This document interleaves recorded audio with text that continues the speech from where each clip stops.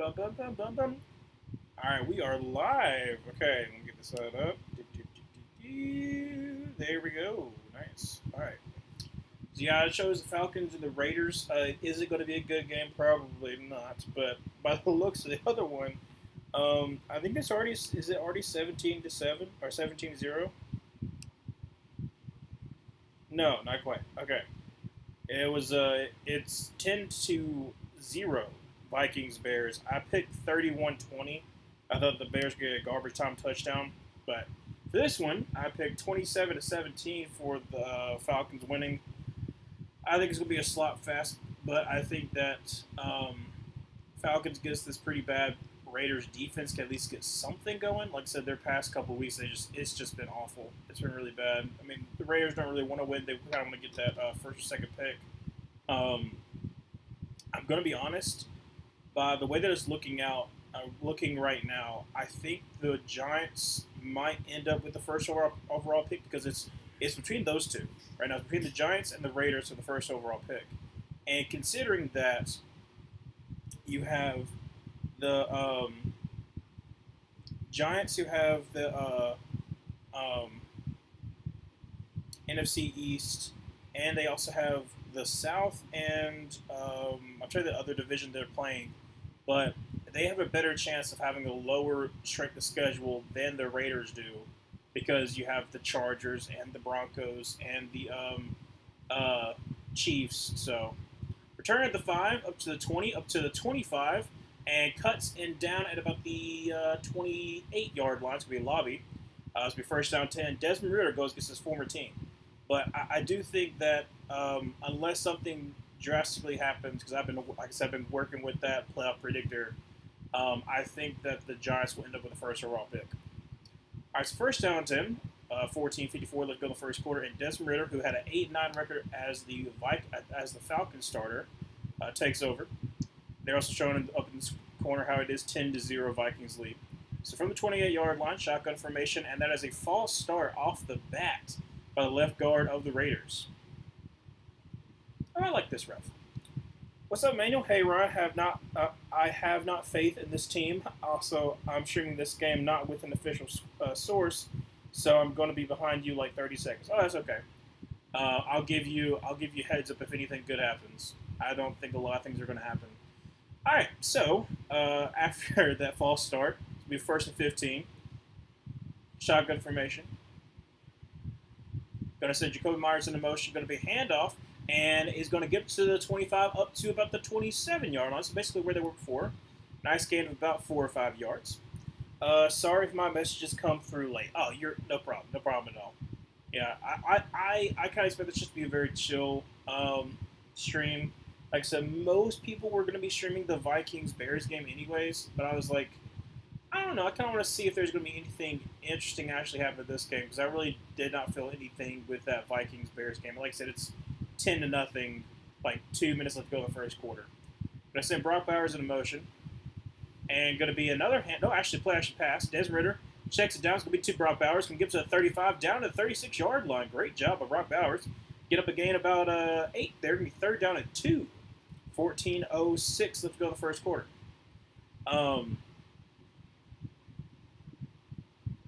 Yeah, that's a great job, Brock. Like I said, Brock Bowers has just been so good. Like I knew, like both of it, like pretty much everyone knew that he would be good. We questioned why the Raiders took him, but if you get a stud, you get a stud. I still thought they would have gone a different direction, but no. Third down 2. That's Jacoby Myers in the backfield. Going to be a handoff to McCormick, who's going to. Ooh, is he going to get the first down? He's close. And they're going to mark him short. Mark him about an inch short. So it'll be fourth in about actually about a foot. Fourth and about a foot from. No way they're going for it. It's 4th and 1. Are you seriously going for it on third? They are going for it. Oh my gosh. Okay, so from the 37-yard line, got to get a 38. 4th and 1. 13 minutes left to go in the first quarter, and they're going for it. Going to be a handoff, actually a keeper by Desmond Ridder, who's going to get the first down to the 40-yard line. First down for the Raiders. Risky call, but it pays off. I guess if you're a team that with nothing to lose, who cares anyways? If you basically fake the it's a read option, but follows the running back for a little bit of block two. I'm not going to say anything early, but I'm interested to see what's going to happen on defense for the Raiders. First down 10 for the 40-yard line. Going to be another handoff to McCormick, who is going to fall down. He had a decent little hole there, but unfortunately he ran right into his offensive lineman and it fell down. Sincere McCormick, second or third year player out of UTSA. Can't remember. But 12-12 looked on the first quarter, still 0-0, showing still about under a minute, and it's still 10-0 for the Vikings game. Like I said, I'll let you know if the score changes there. All right, second down 7. So I guess they gave him a little bit more. Shotgun formation, McCormick to the right of Desmond Ridder. Going to move back in Brock Bowers. He was out wide. And going to be a drop back pass. And looking for Ridder. Then they're going to check it down to McCormick, who gets about 3. So it'll be third down and 4. 11-4 left to go in the first quarter. Not too shabby. I will be interested, though, if it's another 4th and short, they're going to keep on going for it.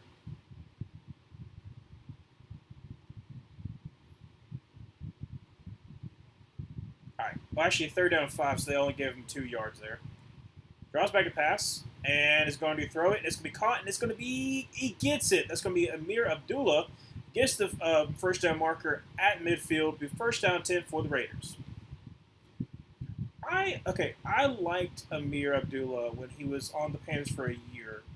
He's a good change of back for just hitting his on the dollar.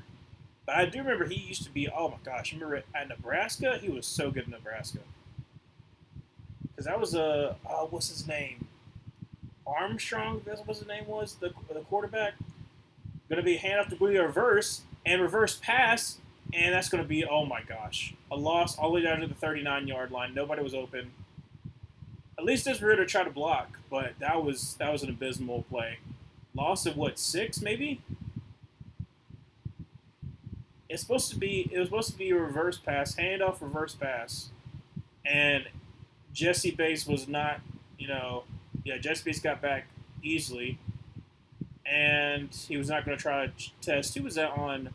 Somebody was on Brock Bowers, had pretty good coverage, but Jacoby Myers was not going to throw a pick there. But still, that's a loss of that's a loss of 10.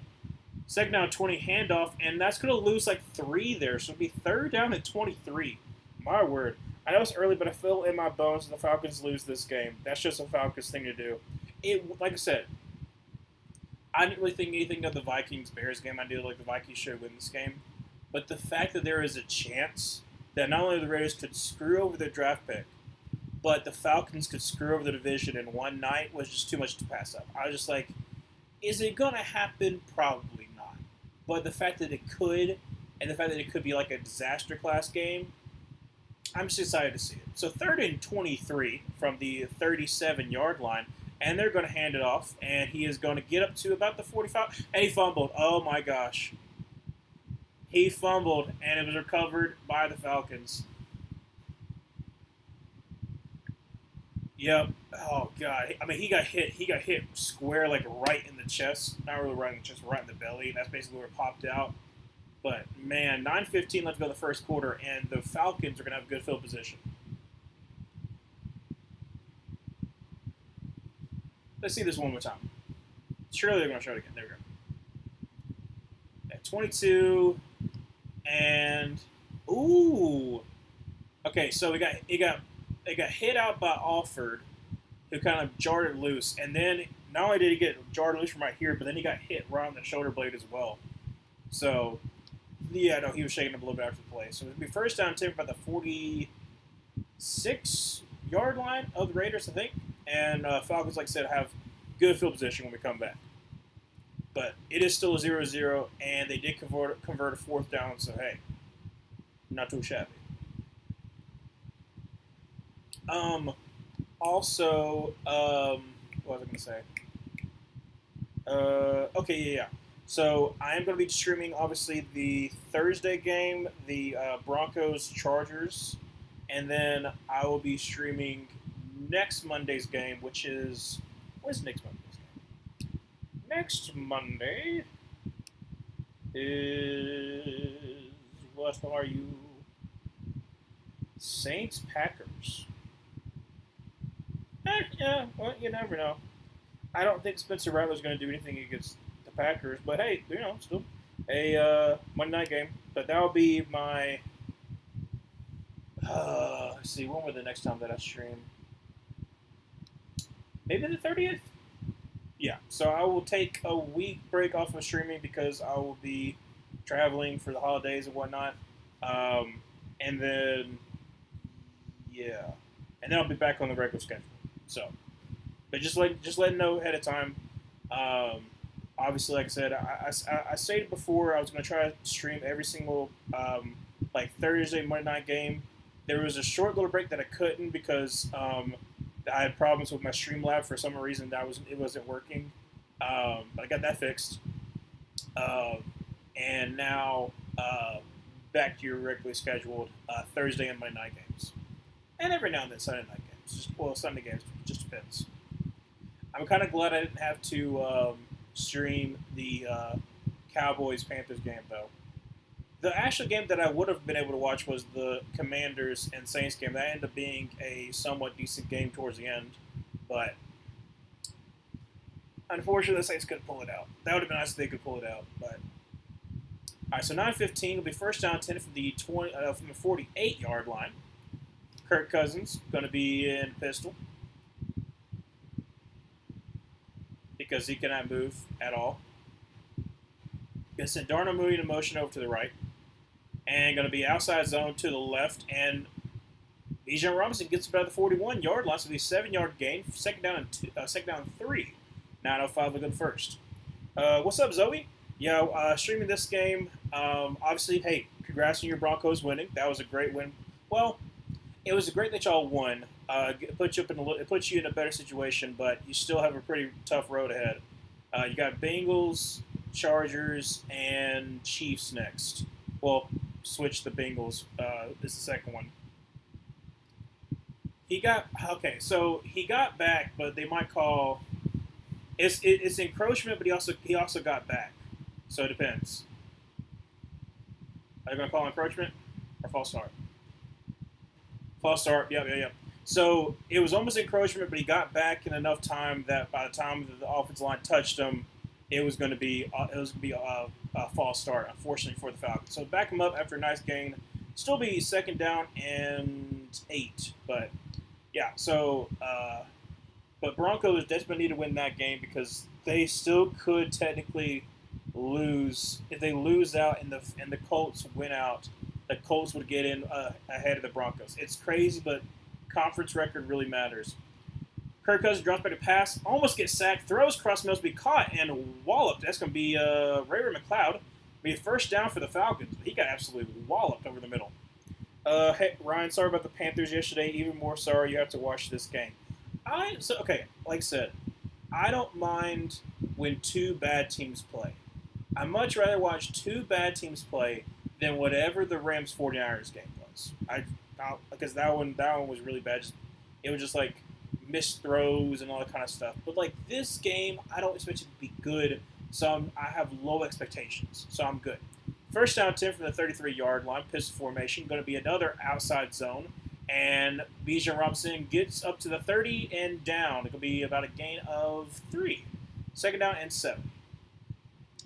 One of the things that I've noticed, and then I noticed it, then I watched Brett's video because I was like, why do they keep on doing it in pistol? Literally, Kirk Cousins cannot move. And when you were talking about Emmanuel, talking about like you wanted to start Michael Penix, I'm kind of starting to see it. Mainly because like there's only so much they can do. Like right now they're pistol formation. Let's see what's going to happen here. If it's outside zone, I'm going to lose my mind. No, but it's going to be a quick throw out and gets maybe a yard or two. And that's going to be about it. Nothing across the middle. Nothing like that. Nothing like that. No deep passes. Just pistol formation, outside zone, or quick throws. That's all I've been noticing. But I'll see if it continues going this game. But if it continues where it's very predictable, I have my concerns. Third down and 5. from the 28.5 yard line. Showing Kayvon Chason used to be on the Panthers, did not cut it, unfortunately. Kirk Cousins into shotgun formation. Play close at 2-1. Barely gets it off, drops back to pass, and get pressure, and he's going to get sacked all the way back to the 40-yard line. And that's going to put... Is that going to push him out of field goal range? I mean, Younghoe could make it, but they're going to attempt it. I mean, it's in a dome, so you could probably go for it. But that's Chason, and who else was... It was interior defensive lineman that got in on that pressure. Let's see here.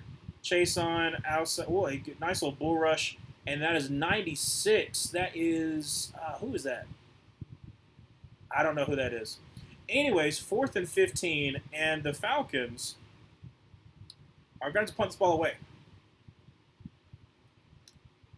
So not too shabby by the Raiders. I mean, the Falcons had really good field position. Heck, they were in field goal range, but because Kirk can't move at all, not too bad. And Bradley Pinion going to be punting from midfield. And it gets cleanly, and it's going to be returned. Actually, it's going to hit in the end zone for a touchback. What's up, Daniel? Panthers are so bad but play hard. That's what I'm saying. Like I'm not mad about losing. I did technically pick them for the first time in. Oh gosh, what's the first thing? This was the first time that I picked the Panthers in about probably close to like 28 games. It's been a very long time since I picked the Panthers. But we end up not winning. It's fine though. But we still needed some more talent, and I'm looking for the draft. But I'm looking for a strong start. If we can still play well, play hard, we don't get the wins. That's going to be fine. Let's see. Zoe had one. Okay, I feel like the Broncos having a fighting chance in all 3 of their upcoming games, but it's still going to be nervous. No, absolutely. Like the fact that you have to go against your 2 rivals and your Chargers and your Chiefs that are both either fighting for a playoff spot in the Chargers or fighting for the number 1 seed in the Chiefs, which that's going to be a huge ordeal. If the Chiefs lose to either the Steelers or the Texans, then, because more than likely the Bills are going to win out, because the Bills have the Patriots twice and the Jets, and they'll have the tiebreaker over the Chiefs. So more than likely the Chiefs are going to have to play their starters. And there's a scenario that I'll talk about in a little bit that I thought about. Actually, I'll just say it right now. There's a chance that the Broncos could lose to the Chargers and to the Bengals, go into Week 17. The Chiefs could either win and get the first seed, or if they lose to the Broncos, face those same Broncos the very next week in the playoff game. That could legit happen. And like I didn't think about it before, but I was like, that would be crazy. Like the Broncos' first playoff game since they won the Super Bowl, and it's against the freaking Chiefs. That would be, I don't know what would be worse. Would be facing off against the Chiefs or facing off against Russell Wilson. Which one would be worse? Facing off against the Chiefs in the playoffs game, or Russell Wilson? Because of what happened. Kurt must have hurt something in one of the losses. That's the only reason I can think of he's playing like this. Yeah, like because he's playing well earlier in the season, and then they've been on that losing streak, but they haven't been trying to move him at all. Like no, PA boots, no nothing like that. And I was like, that's like kind of something that he would be good at, but they haven't been doing any of that. So first down 10 to 20, going to be a handoff from McCormick. Loses 2 yards because a great interior pressure from, I think that's Grady Jarrett. But yeah, no, I like it's just predictable, and at that point, if it's just like outside zone and all that kind of stuff, like sure you have talented running backs in Tyler Algier, Bijan Robinson, that it can work, but it's just terrible. It really is. Drops back to pass on a 2nd down and 11. Rolls out to his right. Throws on the run. And it's going to be, Michael Mayer I mean, it's not the best pass. I mean, basically, he had about a step or two, but unfortunately, couldn't quite grab it. Came right at his shoulder. Oh, that would have been nice. He had to kind of turn around because it was. Oh, it got deflected a little bit. So good job on 51 there. Partially deflected it. It would have hit Mayer right in the shoulder, but unfortunately, nice job of 91 there, getting a little deflection. So it'll be third down and 11. Drops back pass. They're moving quickly. Goodness. And check down to Amir, and that gets about 2 yards. That's going to be it. So fourth down for the Raiders to punt this ball away. 4:27 left to go the first quarter. But yeah, like I'm really, really excited to see how these next 3 weeks are going to go. Week 17 is crazy though. Week 17 has a lot of huge games like the Packers and the Vikings, who might determine who's going to be the fifth seed, who's going to be the sixth seed, or if the Vikings win against Seattle and then they beat the Packers, then it's going to be between them and the Vikings who win the first. Oh, partially blocked, and it's going to be rolling at the 49-yard line. So nice job there. Almost gets a full block, but it's going to be partially blocked. But it gets down to the 49-yard line, and that was Cordell Hodge with the partial block. See. Oh, I mean, it hit him like right on the hand too. But Vikings primetime Kirk Cousins. Probably so. Yeah, the old Kirk Cousins is coming back. Though I'm very interested to see what our defense will look like versus the Bengals. Excited to see Patrick Surtain the second up against absolutely Jamar Chase, because I'm trying to think, when are they saying that Riley Moss is going to be back? Because that's really going to be like, if you can get him back by the Chiefs game, and then you can be like, okay, we just got to win to be in. Like, then I feel a little bit more confident about your defense. Without him, I'm still a little bit concerned because, like, part of me is wondering, okay, is Patrick Surtain going to be on Jamar Chase the whole entire time, or is he going to be on T. Higgins some? Because, like, just a better matchup as far as, like, bigger man against a bigger man. And also, like, they don't necessarily move Patrick Surtain around too much. And he's not going to play the slot like what Jamar will be. So that's where I would attack upon the Bengals. Obviously, I'm excited to see if how Jonathan Cooper and Nick Bonito do against and also Zach Allen. Zach Allen do against the Bengals offensive line, who's been definitely one of the weak point and has been a weak point for forever. But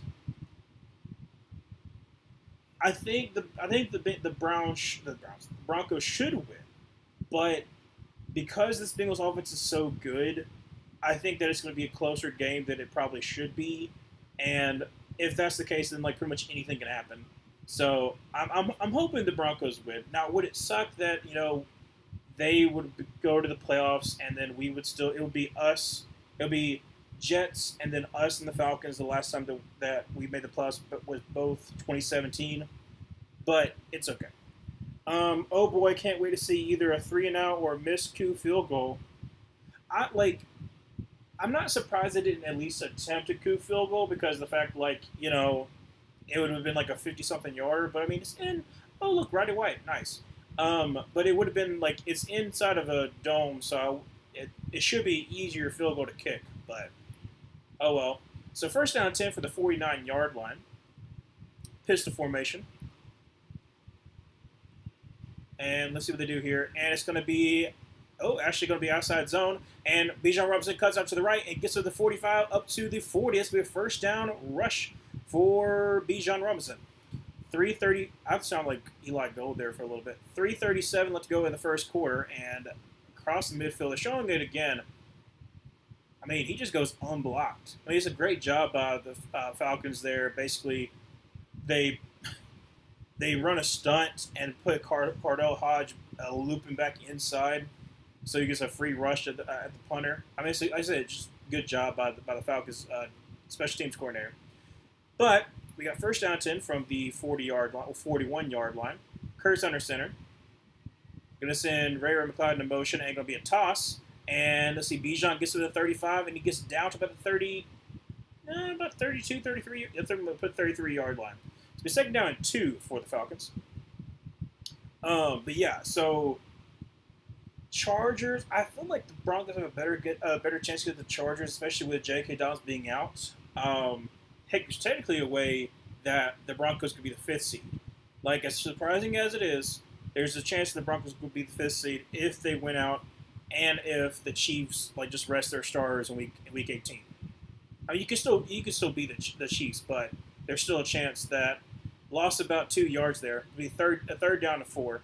But there's still technically a chance where y'all could be 12-5, and especially if the the Ravens lose to either the Steelers or the Texans.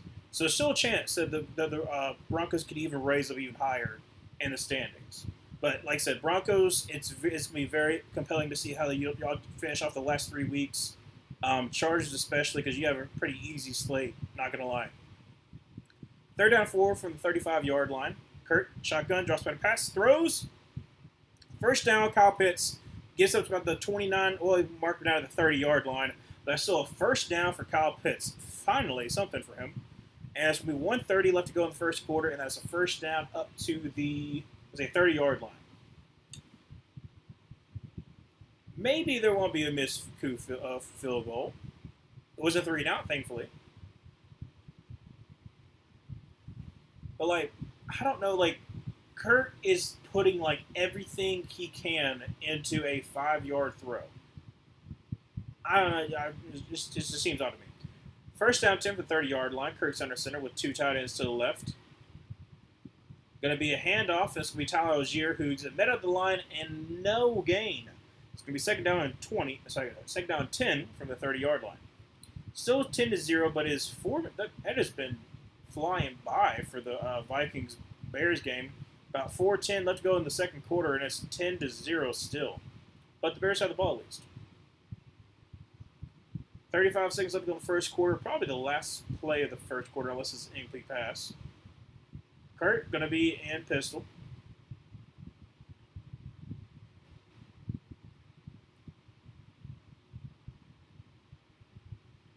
Drops back to pass and takes a shot wide open, and that's going to be a touchdown to Drake London. That's good for Luke. Luke needs London to get, I think it was 18 points is what he needs London to get to win. It's a great start, though. You just hey, you know what, Emmanuel? You got a touchdown. You should be feeling pretty good. I don't think Desiree is going to be doing that much. You might get some garbage time, but you know what? You should be feeling good. Still early in the season, so early in the game, though. But you should be feeling good. So 14 seconds left to go in the first quarter, and up 6-0. See if Young Wei Koo hits his extra point. He should, but you never can be quite sure. Kick is up, and it is good. So it is 7-0, and interested to see if the Bears game is they're going to score here. Like I said, I picked Vikings to win 31-20 because I figured the Bears would get a garbage time touchdown or something like that. But the fact that the Vikings are not putting up as much points as I thought they were, kind of surprised by that. I thought it'd be at least 17 in the first half, and then I picked 27-17 for the Falcons game because I was like, with as bad as the Raiders game, the Raiders defense has been, I was like, the Falcons should at least get somewhat of their groove back and score a couple of points, score a good bit of points. 27 is respectable, but I don't know. Let's see. I think I have everything. Yeah. Oh, and then I just talking with the Panthers. Yeah, we just need more talent. That's pretty much it. It's not anything new. We need more talent, but I like the way that some of our players have been playing, especially some of our young players. So it'll be interesting to see. And so now it's the Vikings ball with 2:30 left to go in the second quarter. Don't know what happened there. But kickoff's about to ensue. Kick is away, and it is going to be a wave touchback. all the way back to the end zone. So it is first down 10 for the 30-yard line. 14 seconds to go in the first quarter.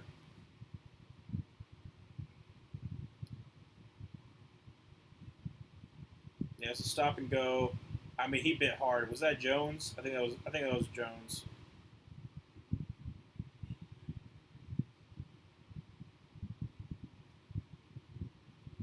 All right, let's see what the Raiders can do.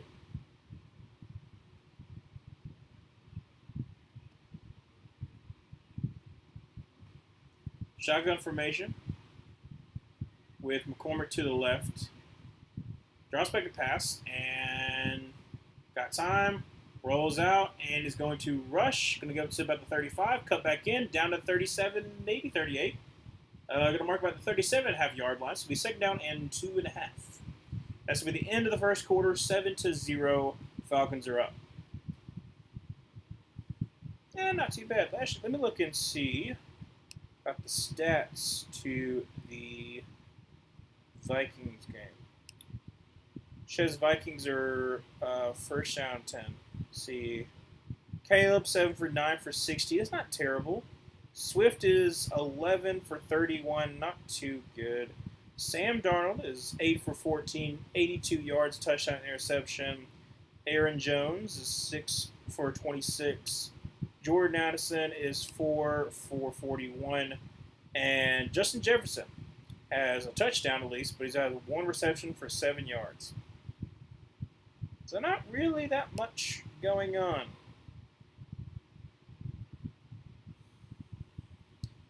DJ Moore has 3 rushes for 27 for 24 yards. That's kind of okay. At least they're using him a little bit more. But yeah, not too much of a game there either. So you know what? It's fine. Like I said, I don't mind doing this game because, like I said, I'm not expecting anything, and so I'm ready to be pleasantly surprised, if anything. I'm trying to think, there was something else too that I was talking about. So I talked about the fact like the Broncos, like you still could lose out and not make the playoffs because the Colts have like I said, I said it at the season predictions. Like the Colts back half of the schedule were just so easy. Like before they had the Broncos, they had the Patriots, almost lost to the Patriots, but then they have like the Jaguars, the Titans, and I think the Giants. I'm just saying, like they could easily walk into the playoffs if the Broncos end up losing out because they have a better conference record. Kirk, I still hate you, but you got a touchdown, so I'll stop calling for you to get cut. When you throw an interception, I'll go back to that, but right now, you okay. That's what I'm saying. Just teeter-totter, back and forth, that's fine. Especially until he, like, actually proves to you, like, are you worth the money that we're paying you? Because, like, that's my issue, is that you paid a lot for him, and it's not really working out too well right now. Especially because like he's not giving you the quarterback play that you're paying for. But could it end up being good if Michael Penix is good, so you have him sit behind Kirk and he learns behind Kirk? So it's still like up in the air of like how good of this investment is. So I'm trying to get both at the same time as like both being a good investment, trying to give you a little bit of hope. And it's almost a first down, but I think it's just a tad bit short. No, actually going to get a first down. Nice. So first down 10 for the Raiders there. 14:46 left to go in the second quarter. Barely got a run, but that was Sincere McCormick who got 2 yards there.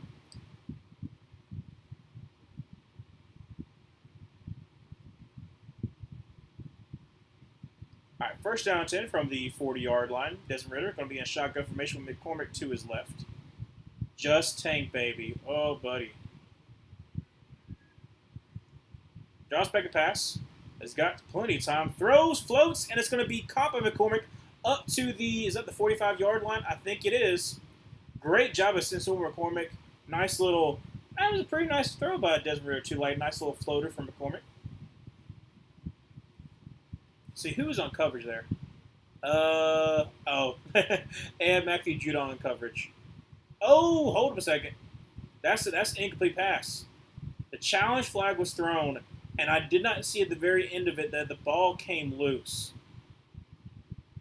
That is going to be an incomplete pass. That's unfortunate. See, kind of catches it right there, gets it, it moves, and it falls out incomplete. That should be incomplete. Didn't technically have full control. Oh yeah, I forgot that Marvin Lewis was on the Raiders. That's crazy. That's crazy. Marvin Lewis is on the Raiders. Because okay, that's right. The Raiders have what? I know they have North Turner, so they have another former head coach on staff. Because he came in with his son Scott Turner, who's the offensive coordinator. He's like a senior analyst or something like that. Don't they have another? I think they might have another one. I don't know. But yeah, I don't think it's gonna be a completed pass, unfortunately. What was the other one that I was thinking of? Oh, okay. So there is technically, there is a possibility for the Cowboys to make it. Now, hear me out. Is it going to happen? No. But could it happen? Absolutely. Here's the scenario that the Cowboys make it in. The Cowboys need the Seahawks to lose to the Vikings and lose to the Rams, so the Rams win the division. They also need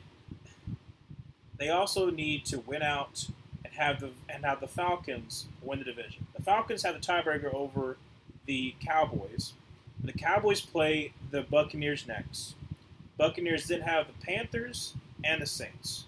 So they would need the Saints to lose to the either the Panthers or the Saints, so that the Falcons can win the division. And because the Falcons would win out, they would win against the Commanders. The Commanders would lose against the Eagles, and then they would lose in the final game against the Cowboys. And that's how the Cowboys make it in. Because unless the Cardinals win out and they'll go 10-7, if they lose once, they don't have the conference record that the Cowboys have. So technically, there is a chance. Is it likely? No. But there's a chance. There's still a chance for a lot of other people. I mean, not for the Panthers. We got eliminated, but that's fine. We were pretty much eliminated after we lost that Buccaneers game. But we could still have important games if the Falcons beat the Commanders and the Buccaneers lose to either us or the Cowboys, then it could come down to Week 18 for the division. It'll be handed to McCormick, who gets about a yard, and that's going to be about it. So it'll be 2nd down and 9 from the 44-yard line. 1:48. Let's go to the second quarter for the Vikings game. Still 10-0.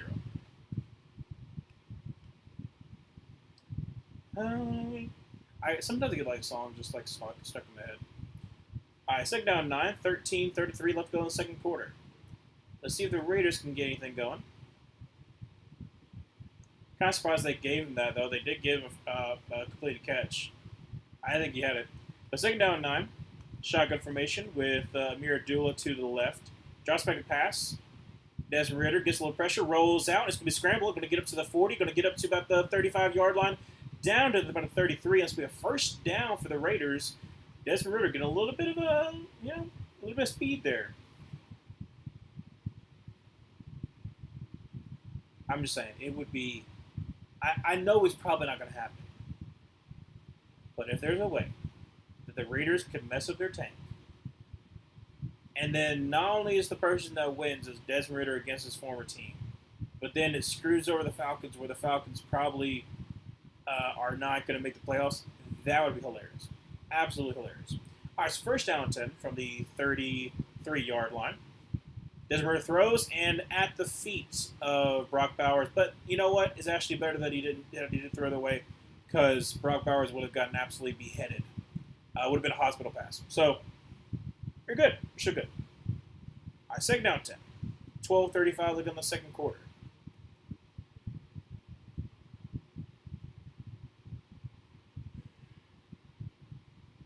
It's 49 seconds left to go in the Vikings game. Like I said, still 10-0. Vikings have the ball. Second down 10 for the 33-yard line. Shotgun formation with, looks like McCormick. And actually, Amir Abdullah. And he's going to be tackled for about a loss. So third down and 11 for the Raiders. Now, the Raiders are in field goal range. So they can put some points on the board.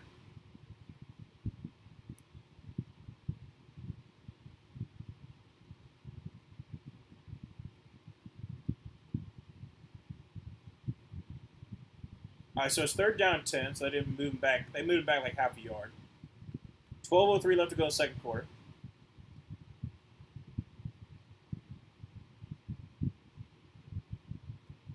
Shotgun formation, drops back to pass. A little bit twist, picks up, throws, and it's going to be incomplete. Try to get it Brock Bowers, but it was a little bit too high. And Brock had good position. He was on the inside too, which is way too high, unfortunately. So field goal for the Raiders. Like I said, he had good leverage. It was just a bad pass. Oh man. All right, so fourth down 10 gonna be a, let's see, there, what was that? 47? No, a 52-yard field goal. All right, snap. Hold, kick is up, and kick is good. For the 7-3, 11:44 left to go second quarter. So hey, you drop it down to a 4-point game. All you gotta do is make it close. That's all you gotta do. Just make it close. Make it a close game. I'm happy that Andrews is not doing so well, but Daniel Carson's doing well. The fact, okay, a little tangent here. But the fact that Auburn, for most, like literally all of my life, has had good kickers, and then now, because Alec McPherson had like, he had like intestinal problems where like he was literally getting sick and like lost a whole bunch of weight. Our kicking game was so bad this year, but like literally outside of that, as far as college goes, had good kickers. So that was new to me, that's for sure. They're showing the college football playoff right now. I'm excited for the Tennessee-Ohio State matchup. Honestly, I'm excited for like that bracket, that Tennessee-Ohio State, then Oregon. That's gonna be fun. Like if Tennessee loses, then like I'm gonna say, like, dang it, one of the SEC teams. But if Tennessee wins and they go against Oregon, that's gonna be fun. That's gonna be a really fun matchup. I will say this. One of the funny things is that there's a lot of people who are like, oh, Penn State like got rewarded because they lost to Oregon and now they get to go against like easy teams. I'm like, no. I was like, they still go against SMU. SMU I think is respectable. They might not beat Penn State, but they definitely put up a fight. And then they'd go against Boise State, and I still don't trust Penn State enough to to actually deliver when they need to. Like I'm sorry, I just something about James Franklin. He was good at Vanderbilt, and he's been good at Penn State. But when it comes to like the actual important games for him to win, he just cannot win them. So, what's up, Dobie? Yeah, just watching this. Playing this game, but Falcons Raiders. It is 7-3. Not too terrible of a game. At least the offense has been moving. Raiders literally went for it on 4th and 1 with like 13 minutes to go in the first quarter. They got it, but I was still surprised. Like, why? What are you doing? But yes, so y'all, the Bears losing 10-0, unless they scored. I don't think they scored, but yeah. They're showing it right now. Monday Night Football, Green Bay versus the Saints. It's like I would be surprised if Green Bay doesn't win by at least 2 touchdowns. I would be very surprised. Probably more, but yeah. Vikings are actually, so it's not end of the quarter. It's 10-0. Vikings are in the red zone with 16 seconds left. But back to this game. On to kick this ball away, and it's going to be a little bit of a squib. And it is going to be a touchback. So it hits at about the 2. They kneel it in the end zone. So it'll be at the 20-yard line, I believe. I think.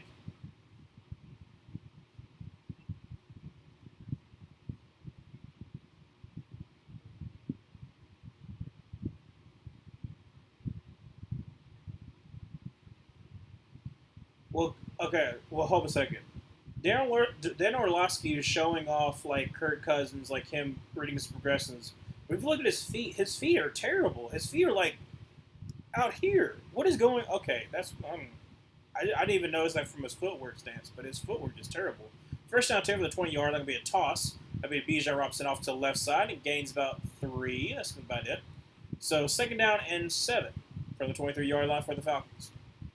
11:33 left to go in the second quarter. But yeah, I don't know. I don't think that's the humble. I don't think it's the humble brag. Not humble brag, but I don't think it's the bragging that you really think it is, Dan. The fact that you should know his foot looks trash. Second down 7, drops back to pass. Has got all day to throw, and up to the 30. That's going to be a gain of about 10 yards there by Bijan Robinson. But Kirk is not putting any weight at all on that back foot. Yeah, no, he's definitely hurt. The fact he didn't put any kind of weight on his back foot at all and just like went straight, just like I don't like that. I don't like that at all. Ashton Jeanty should have won the Heisman. Travis Hunte is insane, but Jeanty was his team's identity on offense. I'll talk about that in a little bit. Once we get to a little bit of a break. First down 10, 10:42. Let's go in the second quarter. From the 34-yard line, going to send Moody into motion. Play clock at 2, 1, gets it off. Going to be hand off to Bijan. Zone right, 40 up to the 45. Down at the 46-yard line is the Falcons. I mean, it's like every single time it's been pissed if it's a run, it's the outside zone. Don't understand the run. I just want the season to be over. Well, you know what? I think there can still be good from the Bears season. You know, obviously, if hopefully you can continue to lose, have a better draft pick. It is kind of sad you were 4-2, and then now what's happened. Sorry, but that is true. First down to the 37-yard line, big handoff, and gets up to about the 41, 48-yard line. I think I'm putting at 48. Be a second down about 5 or so. So a field goal by the Vikings make it 13-0. And Bijan finally goes over 1,000 yards. Nice for him. But yeah, I'll talk about the Heisman a little bit. Second down 5. Kirk's on a center. 19-25 to go in the second quarter. Got Tyler Algier, going to be a toss to him, and it's going to be met by Spillane, but he pushes through. Great job by Tyler Algier. Gains another 3 yards after that initial contact. Will be third down and 2. Great job by Tyler Algier. I mean, one-on-one just runs right through him. Bam!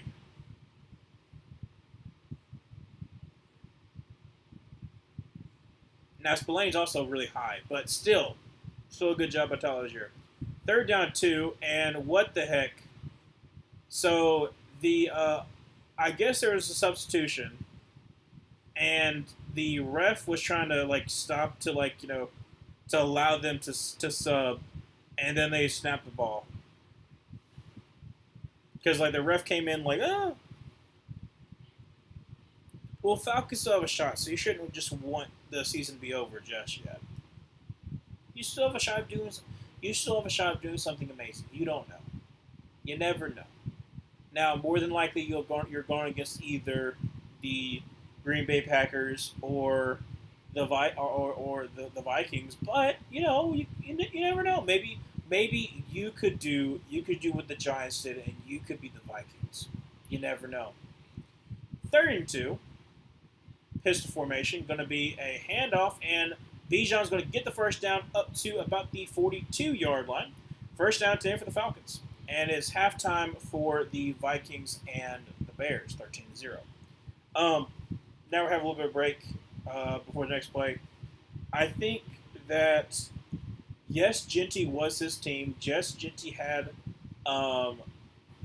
basically, video game numbers, had Barry Sanders-esque numbers, because the fact that Travis Hunter was good at both positions. there's a reason why it's been the tightest. It's been the tightest, closest race since forever. Gonna be handed out to Bijan Robinson up to about the 40, so a gain of 2. Like, I don't think you could have really picked a wrong answer between those two. Like, I think that's what was really great about this year is that because it wasn't a quarterback award, it was like whoever's the best player. There's a case for both of them.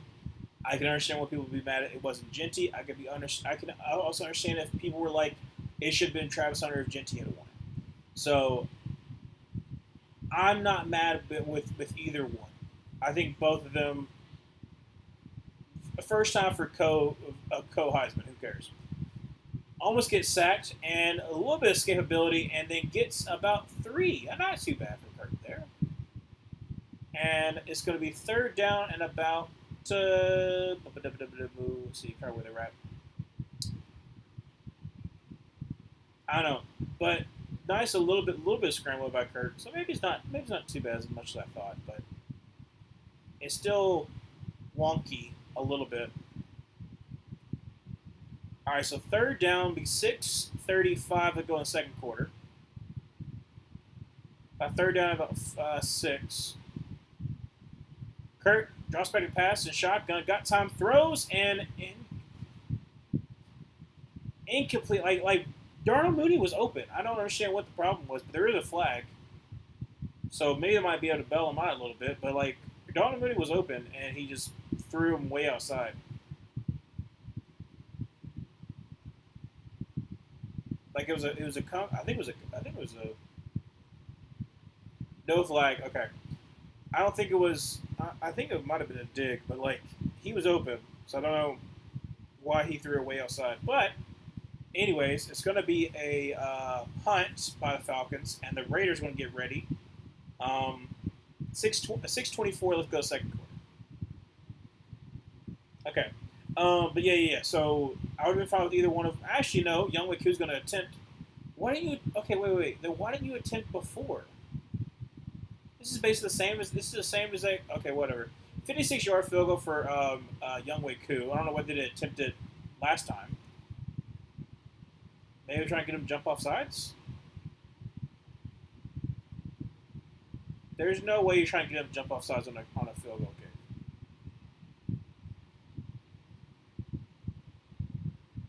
There's no way you're trying to get him to jump off sides on a field goal kick.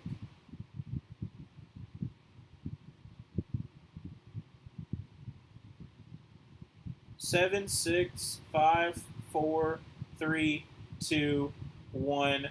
No freaking way. No freaking way. They try to get him to jump off sides on a field goal. I mean, at least they tried, but like, what are you doing? All right, well, I guess. So now it's definitely a punt. Because that was my question. Like, they were basically from around the same as they were the last time that they punted. So I was like, well, why didn't you go for it then, or why didn't you try to kick field goal then? Oh well, okay. But yeah, I think Travis Hunter is still going to be. I don't think there might be somebody that gets close to Genty's numbers. I don't think there'll be another person that gets close to Travis Hunter's numbers. Maybe. Fair caught about the 4-yard line, so the Raiders will be deep in their own territory. First down 10, 6:17 to go in the second quarter. 7-3. But yeah, it would have been hard for me to vote for the Heisman, but I can understand why Travis Hunter ended up winning it. Goes whatever. Hope your game goes in whatever way you want it to. Well, it could be going 3 different ways. You could tie, you could win, or you could lose. So, but yeah, I don't think the Bears are going to come back anytime soon. Actually, let's look at. I want Caleb to have a great game and maybe best Minnesota. No, I don't really watch college football, but from my outsider's perspective, both have very good cases to win it. Exactly what Travis did and how good he was on both sides of the ball makes me lean towards him. Yeah, that's what I'm saying. That would be my kind of take on it, because I think, like I said, Genty absolutely had, you know, an amazing season, and it's going to take a while for someone to break his record. But because of how good he was, I think that's what Travis Hunter is. How good he was, and playing on both sides of the ball that we haven't seen in forever.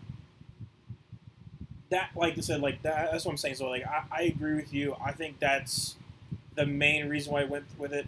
Some people are trying to make it a Dion situation, and like, sure, you know what? It definitely helps that he had the fanfare of Colorado and everything was going on there.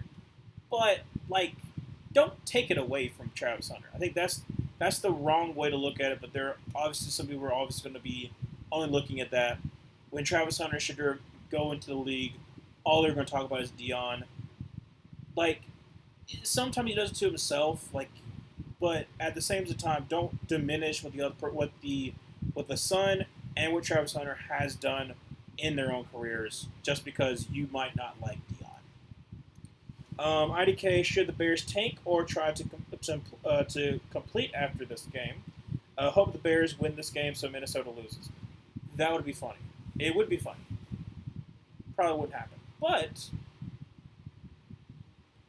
Sincere McCormick is going to the locker room. That's not good. He hasn't been doing the best so far, but still, you don't want to be down your starting running back. So, 7-3, 6-17, let's go to the second quarter, and it is 1st and 10.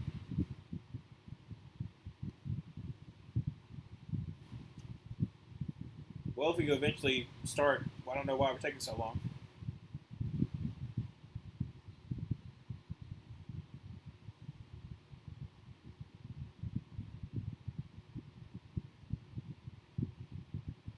Going to be a shotgun formation from the 3-yard line.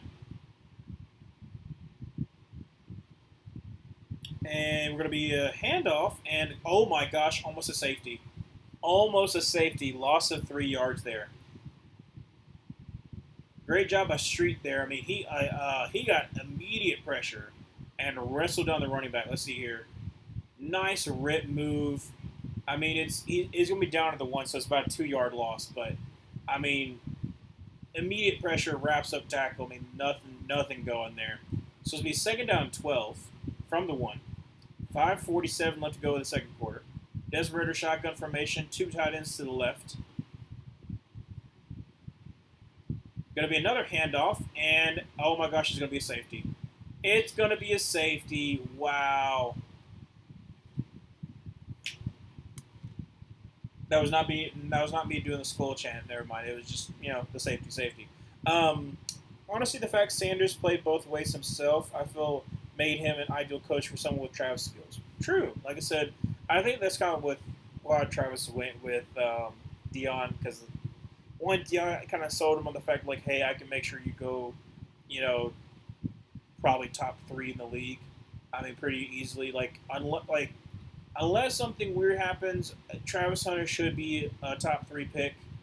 I unfortunately have a feeling that 2 quarterbacks are going to go in the top 3, and I don't think they deserve it. But, just the way that it kind of goes down. But great safety by the Falcons, set up by that great punt, and it's going to be 9-3, punting away at 5:35 to go in the second quarter. Yeah. Like I said, it's not a bad game. It's not a terrible game. But I think it's just because I did not have the best expectations. So.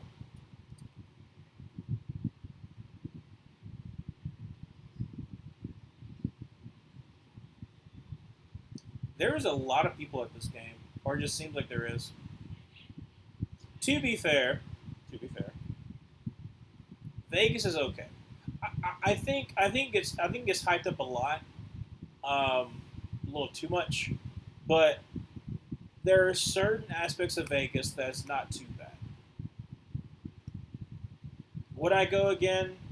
Maybe, but not for a little bit. But it was fun when I went. Safety of back-to-back sacks. Are we sure the Falcons are playing?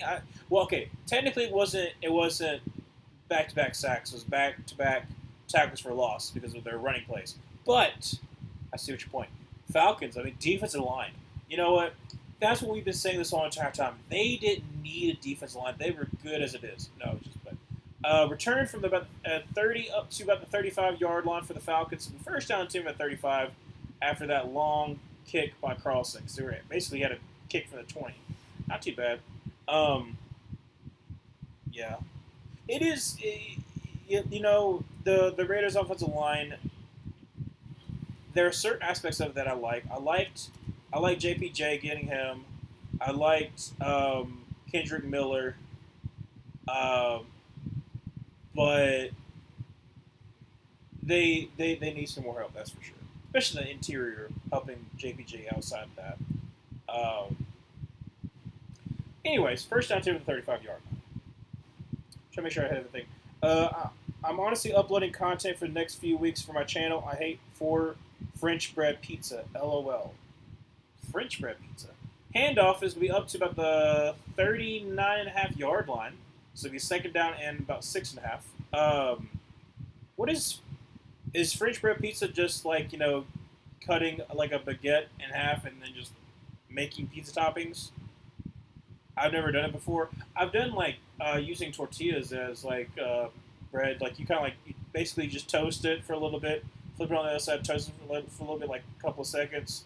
Then you put all the sauces and all that kind of stuff on it, and then you heat it, and then you basically put it back on the oven.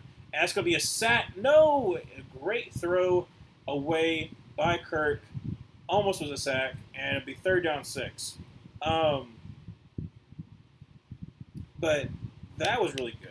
I haven't done that in a little bit. That was really good. Basically just put it on the grill, flip it, get a little crusty, and then you take it off, and now it's kind of firm, so you can kind of put on all the toppings and everything.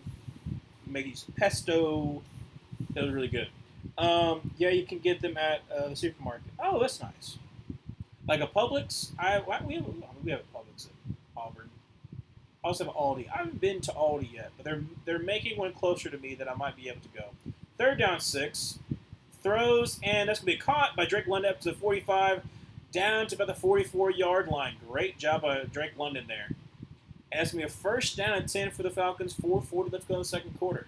Still halftime for the Falcons game, but not for the Falcons, for the Vikings game, by the way.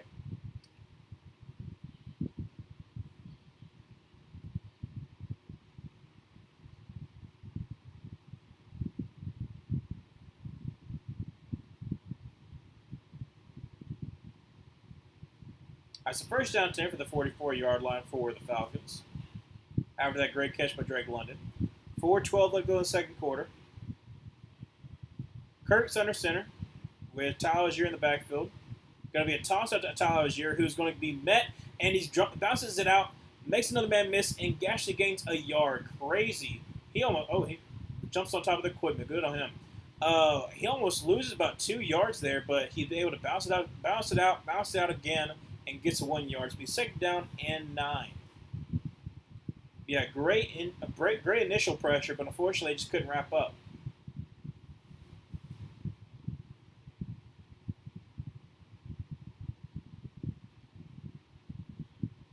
Yeah. Was that? I can't remember who that was. I think it was Diablo who couldn't wrap up. Second down 9. That's a false start by the left guard. Is that Bergeron? I think it is. Yeah, false start by the Falcons. Yeah, Matthew Bergeron.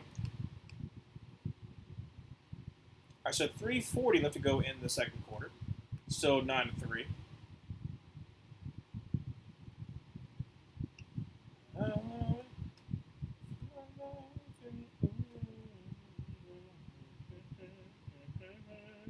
All right, so second down 14 for that false start. From the 47-yard line, shotgun formation, drops back to pass. And Kirk's going to check it down. That's going to be 89, going to be up to the 4. Oh, my gosh! He tries to hurdle, but his foot catches the helmet. He's just in a front flip. He still gains like 4 yards, but my word. Like, jump and whoa. Luckily, he landed on his side. That's Charlie Warner. Oh, actually hit him in the knee. Oh, that got to suck too. All right, so it'll be third down 9 after a gain of 5.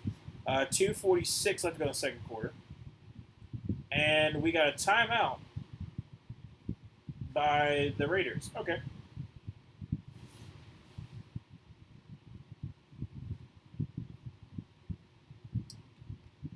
Okay, so if the Raiders get the stop here, they still have a shot of having a good enough drive. But I don't know how much they're going to be able to do. Because, like I said, they were able to push down the field, but even though Desmond Ridder has shown a little more escapability, which is good, he's been off on some passes that like Brock Bowers was open on, and I don't know how offense offensive zero I should get from the Raiders tonight. So, anyways, third down and 9. Kurt drops back a pass and almost gets sacked and is going to get sacked at midfield, pushes him out of field goal range, and the Raiders are going to take over after this punt. Oh, they did Kamehameha, or however you say that. I've never watched Dragon Ball Z. I just know that's the thingamajig that you do. Never watched anime. The only anime that I've watched is Ghost Stories because I've heard it was hilarious. And it's pretty funny. It is pretty funny. But I've never watched. I never really watched like actual anime. But I know some of the references because I have friends that have watched anime. And punt is away, and it's going to be fair caught at about the 8 or the 9-yard line. Looks like they're going to mark him down at the 8-yard line. So first down 10, 154 left to go in the second quarter. I hate you, Kurt. Well,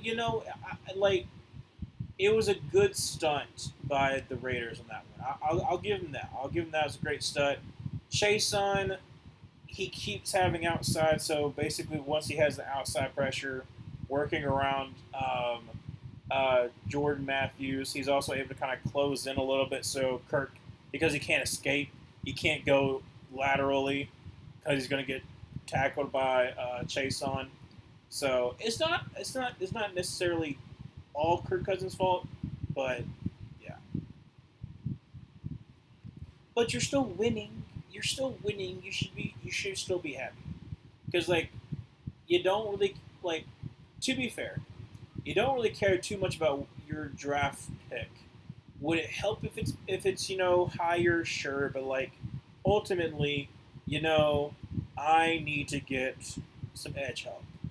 And the good thing about this draft is that there is a lot of great edges. There's a lot of great interior defensive linemen as well. There's also a pretty good running back class. Now you don't need a running back. I'm just saying as far as the most deep position in my opinion is you have edges, then it's going to be your running backs, then it'll be interior defensive line. I would say as far as the most depth that you can get legit starters in the 4th round. Because literally this running back class is kind of crazy. You could there. I don't know if it's going to be 2017 level of it's not going to be in 2017 you had Fournette and you had Christian McCaffrey. You're not going to have nothing like that. But as far as having really good running backs also in the 3rd, 4th, 5th round, you could because I'm going to look it up now to make sure that I'm right on this one. But 2017 was also Aaron Jones and also who I'm trying to think who was. See. Also, Alvin Kamara, who was in the 3rd or 4th round. I'm trying to remember if Alvin Kamara was in the.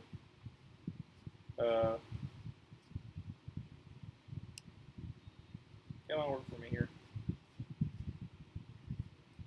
All right, so first down and 10 from the 8-yard line.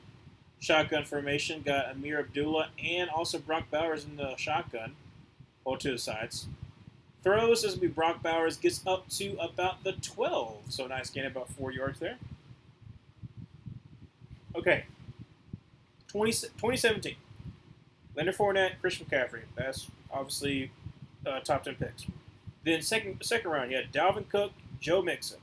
3rd round, Alvin Kamara, Kareem Hunt. Dante Foreman has had a pretty good career. James Conner. 4th round, Samaje Perine has been serviceable in some areas. Tariq Cohen Had a pretty good return ability in his early years. Unfortunately, kind of fell off after that. Jamal Williams in the 4th round. Um, Aaron Jones in the 5th round. And then Chris Carlson, 7th round pick. Before his injuries took him out, he was really singing good. So 2017, pretty crazy. 2nd down and 5, going to be handoff to Amir Abdullah, who gets out to the right and is going to be about a yard short. Thought he was going to get the first down, but 3rd down and 1. Let's see. I think wasn't there an undrafted? Patrick Ricard was a fullback, but still, pretty good. And that's Austin Eckler too. So Austin Eckler also was 2017. That is crazy. That is legit crazy. Of all the different Corey Clement, he was also on the Philadelphia Eagles. He was a pretty big part of that. Well, he was a decent part of that Super Bowl team. Matt Breida, goodness gracious, there's a lot of running backs in 2017. 3rd down and 1. It's going to be a handoff, and he says the first down. All right, all the way up to the 18-yard line. 1st down 10 for the Raiders. 57 seconds left to go. Are we going to do anything or no? I guess not. Okay, well, I guess they're just going to run out the clock. I don't know why you don't at least try and get field goal range. I mean, you're down by 6. 37 seconds. Draws back to pass and throws. And that's over the middle up to the 35. Up to the 40 is going to be Brock Bowers. And 27 seconds and a timeout is called. Why did you waste... Oh, gosh. Why did you waste so much time then? If you're going to do that, why did you waste so much time? I get it. You don't want to give any time to the Falcons. That's fine. But it's under a minute. You don't have to let it go down 30 seconds before you... I mean, if this is not proof of we're just playing here, bud. We're not really even trying. Okay. That kind of made me upset. Because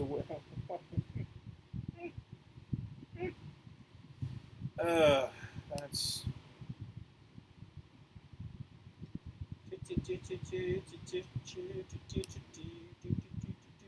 Ryan, I know I should be happy we're winning, but if we win this and next game and then lose to the Commies, ending our season because the Bucks ain't losing 2 games, I will be very unhappy. Well, there is a way that, you could lose to the Commanders and still win. However, it would use Sony help. But technically, if the Buccaneers somehow lose to the Cowboys and you lose to the Commanders, then you could still technically win the division. You would just need the Saints to beat the Buccaneers, because we sure aren't. The Panthers aren't going to beat the Buccaneers. We could, but we're probably not. So, yeah. If you do end the season 9-8 and then not even make the playoffs, then I guess I'd be upset. But I think the Commies should win, but I'm also not putting all my faith in the Commanders, especially with the way they've been doing the last couple of weeks is not giving me any kind of faith. They're more than likely, if they make the playoffs, to be a first-round exit, regardless of who they play.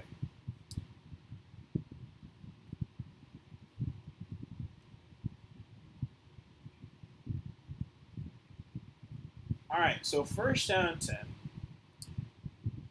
The Raiders are at the 40-yard line. I kind of just want to accept the season being lost now so I can move on. I don't care about drafting order, deep D in class this year. Exactly. That's what I'm saying. You're going to get what you need, hopefully. I say hopefully. Shotgun formation, drops back to pass, steps in the pocket, throws, and oh my gosh, into triple coverage, he tries to throw to Brock Bowers. He actually had a decent shot at it. and the triple coverage. I mean, they know you're going to Brock Bowers, but still.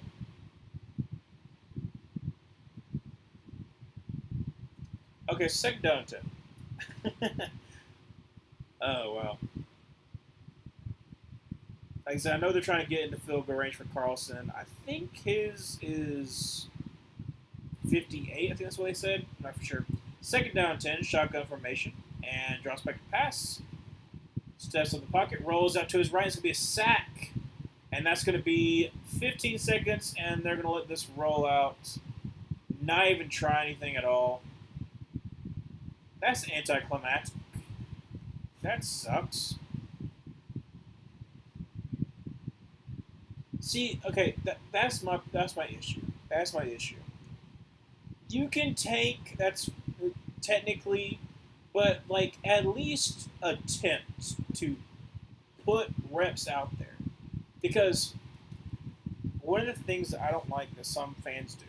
Some fans will be like, "We should just tank." That's like, why aren't we tanking? You got to think about these are people's livelihoods. You got to think about all the people who are on the roster bubble at least of like they're trying to put up good tape. They're trying to make sure that they can like hopefully have a decent like second contract or something like that. Like a lot of fans will only look at short-sightedness of like the draft pick. That does not guarantee that you're going to get a game-changing player. It's not. So when people were like upset that the Panthers were winning, I'm like, look, I'm okay with it because at the end of the day, I didn't think we were going to try to get a quarterback. We have plenty of holes that we can fill with any really player. So it didn't really matter that much to me. Like obviously, I want Mason Graham, but if we get somebody else, that's fine. But the fact that like everyone was so focused on like draft pick, it also depends on your team chemistry. And if you're a lot of your fans, or not fans, a lot of your players just feel like this is not the place for me because it's a terrible organization that does not care about me. They just care about this new rookie that's coming in. A lot of players are going to be upset. Just saying. We choked the division away with basically a 3-game lead. I know making the playoffs means a first-round exit, but that means that the Bucs don't make the playoffs. That's all I want. Technically, there is a way that both y'all can make it. Technically, there is. If the Falcons went out and the Bucs went out, then technically Bucs would be 11-6. You would be 10-7. You'd have a win over the Commanders, and if the Commanders lose to the Eagles, you would get in over them. So technically, there is a way that both y'all can make it in. A somewhat realistic chance that both y'all can make it in. Now that the Buccaneers got past their toughest test to end the year. So, just saying, you're not necessarily in the done deal. It would just if it's not a home game, it would be definitely a first round exit because you would more than likely be going to either the Eagles or the Lions. Maybe, like I said, the Eagles, Lions, Vikings is a very interesting race the next 3 weeks for who's going to be first, who's going to be second, and who is going to be the fifth seed. Like pretty much, unless the Vikings lose out, the Packers are going to be the sixth seed. But there's a chance that they could jump them. But the fact that those three teams, then you have now the Steelers lost to the Eagles makes it a little more difficult. But you got the Bills and you got the Chiefs that are vying for that number 1 seed. You got you got still like everyone that's still kind of in play technically for the wild card in the AFC. Like that's kind of an interesting race. But I think by week 17 we're going to kind of know, okay, these teams are out, and it's just about who seeds where. But They're showing it now, so they're showing the highlights of that game, of the Bears game. Oh wow, he got clobbered. Good lord. Oh, that's terrible. Yeah, if the Bears don't go offensive line or at least like a dynamic interior defensive lineman, I would be shocked. Still only 13-0 though. It's kind of surprising. Not necessarily like the Bears defense is good, but like I still would have thought that maybe the Vikings would get another like turnover or something like that. Still have been good field position, but you know. What was I saying? I'm trying to remember what I was saying before. I just remember talking about like the Bears need interior and offensive line help.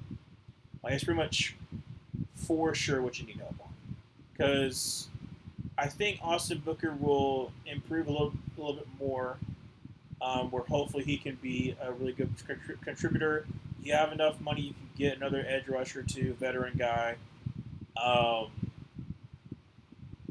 and like overall, I think there's a chance that the Bears could still be good going in next year, depending on who they get as head coach.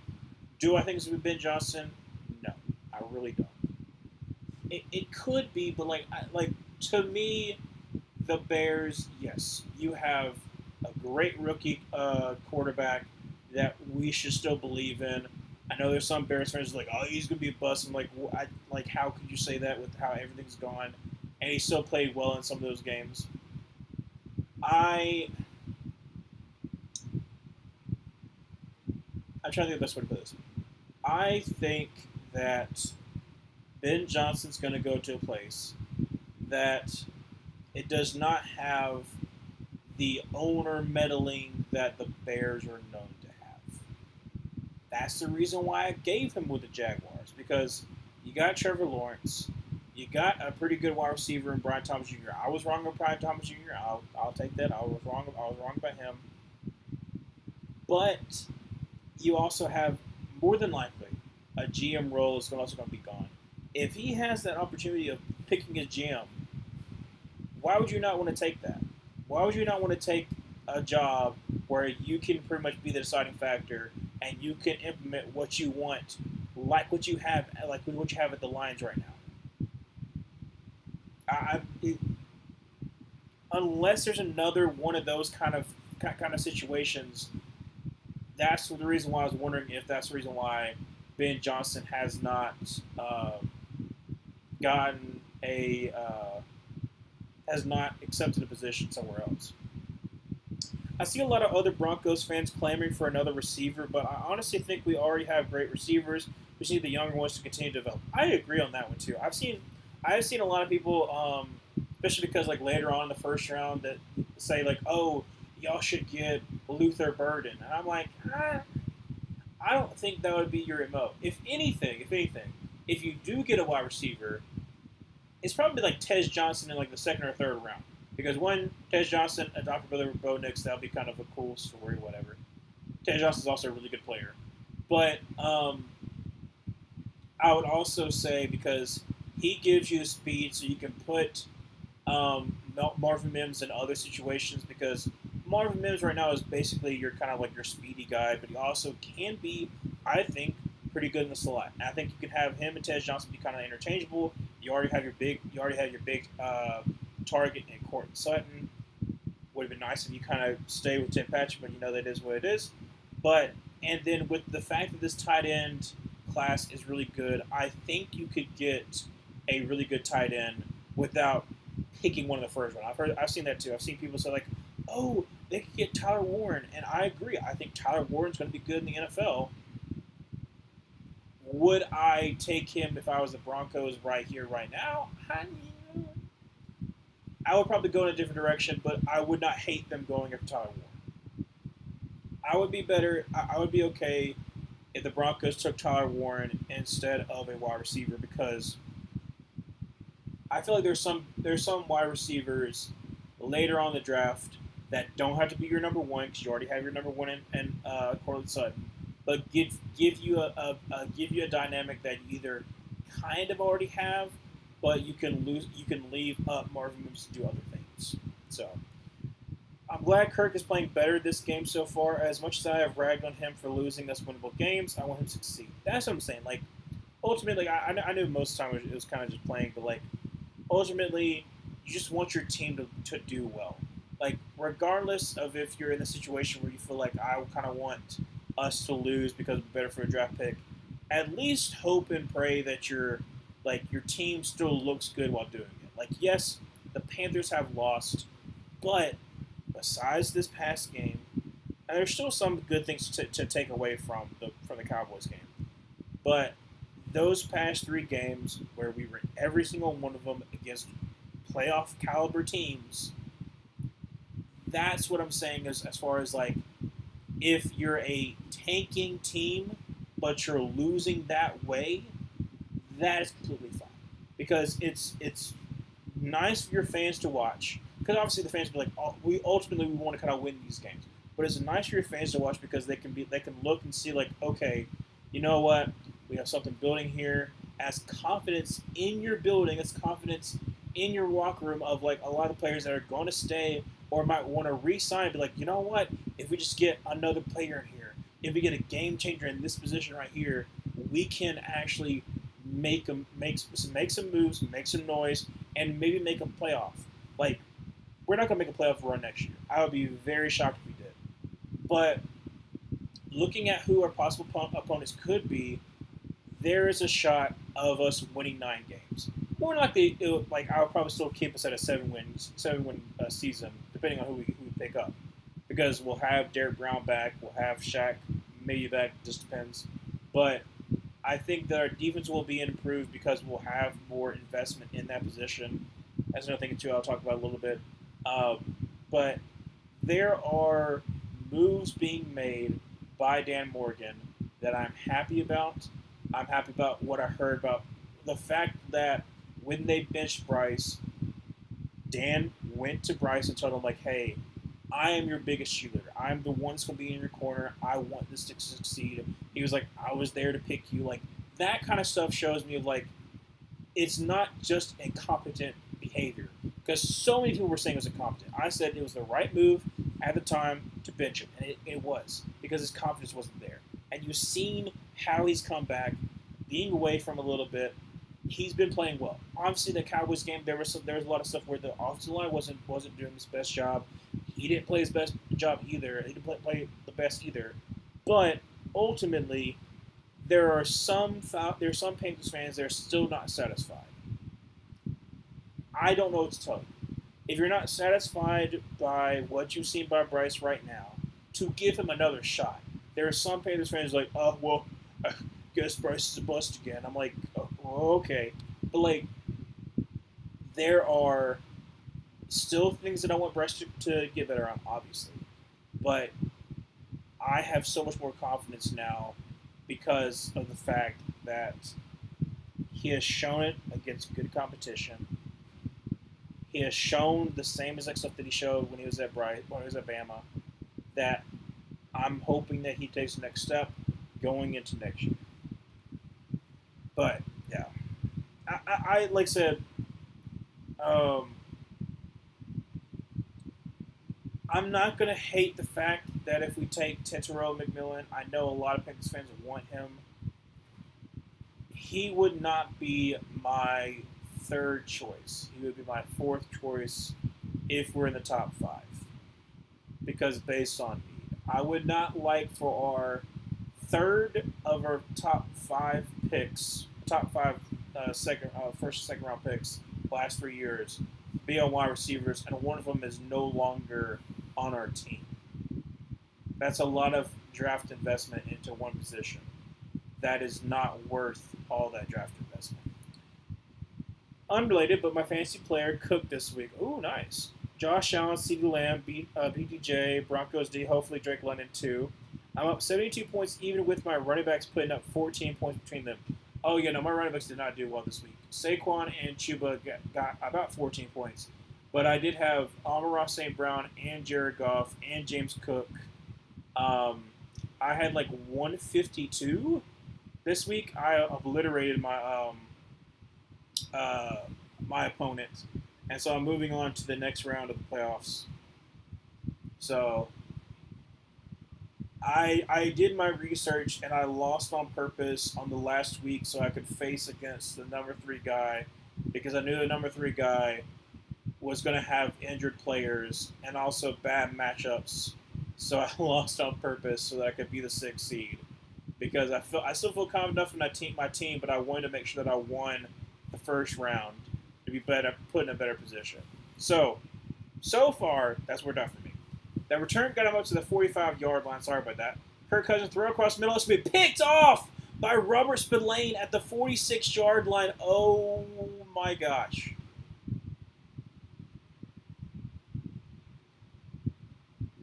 Emmanuel. Come here. I'm sorry.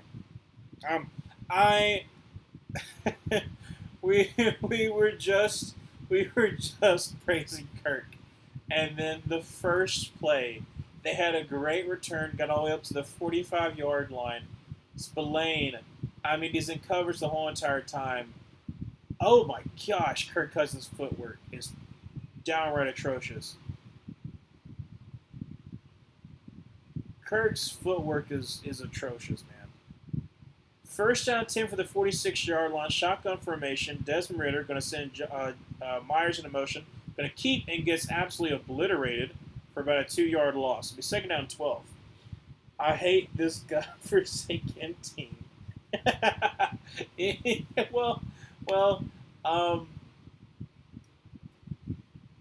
I don't have anything to say. Yeah. Wait, guys, what? Penix time. Hey, well, wait, is it? No, wait, no. It's way too early. It's way too early for them to do Penix time. Also, field goal by the Bears. Good on them. Second down 12, and going to be a drop back pass. Throws going to be a screen to Myers up to the 40, up to the 50, down to about the 49-yard line for the Raiders. Penix, save us. Yeah.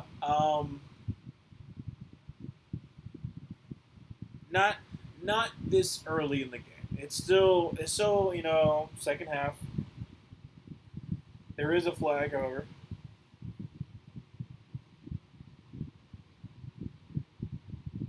They call who? They called a pass interference on offensive lineman. Oh, it's because he got out there way too early. That's what it is.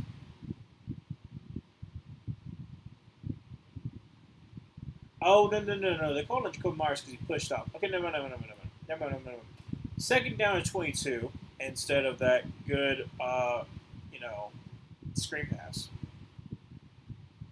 13:55 like on the third quarter, still 9-3, but after that pick, let's see if the Raiders can get anything going. Obviously, second 22 is not the best, but shotgun formation, going to send Washington into motion over to the right, drops back a pass, and Desmond Ridder steps in the pocket, is going to get sacked, however, at the 30-yard line.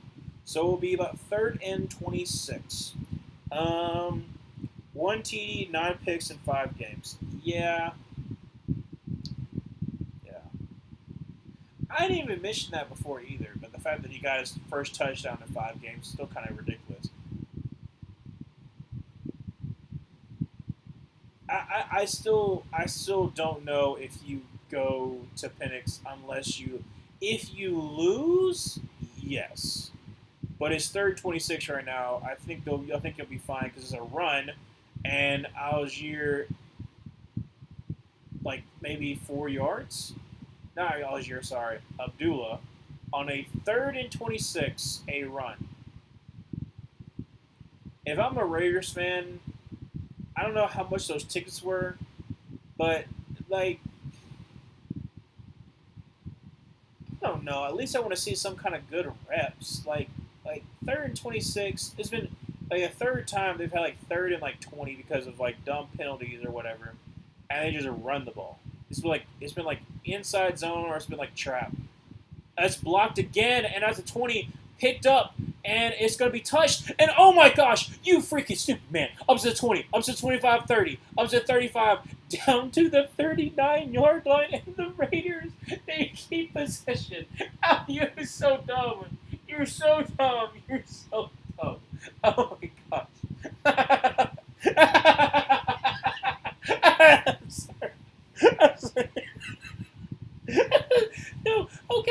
So you just did what the Cowboys did. Okay, another great job blocking it, but instead of just falling down on you, try to pick it up. It squirts out, picked up by Diablo, and he gets up to the 39-yard line. So it's a fresh set of downs. You're you're so dumb. Oh my gosh, you're so dumb. You're so dumb. Oh my gosh, totally keep Kirk out there. We finally learned to get the ball to start the second half. But no, Kirk decided to throw it to a Raider is more fun than a Falcon. Yeah. But the fact that you blocked it and then you didn't fall on it, which is, technically fine, but if you tried to pick it up and run with it, you got to make sure you keep it.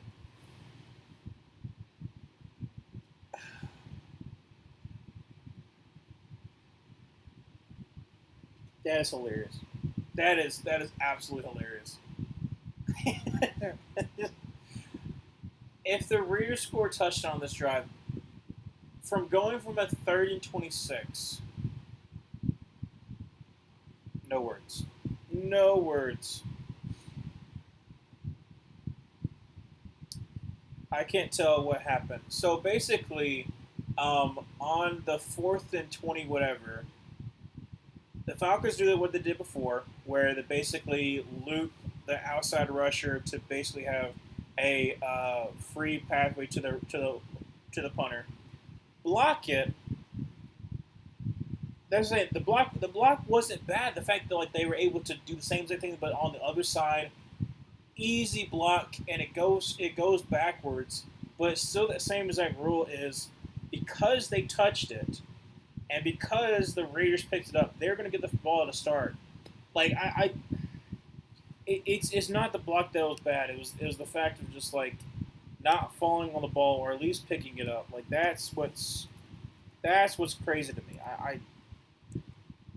I don't know how you let that happen. I don't know how you let that happen.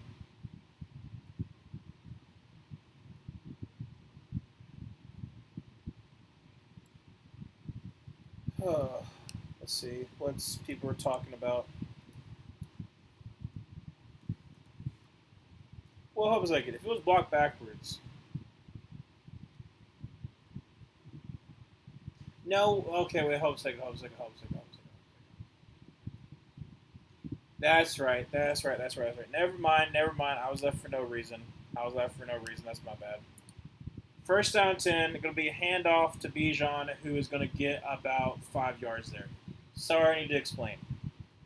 I messed up, and because if it's a block, but it's still past the line of scrimmage, and you touch it, then it would have been the other person's ball.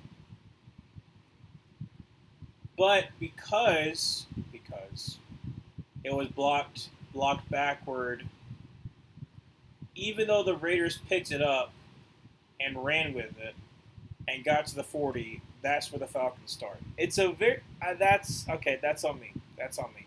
Still, 2nd down and 5. Going to be another handoff to Bijan. Makes the man miss. Going to get from the 25 down to the 23-yard line. Be 1st down 10 for the Falcons. Still up 9-3. That would have been funny, but unfortunately it wasn't. So that's on me. It's not bad. I bet it wasn't. I bet it was. Wait.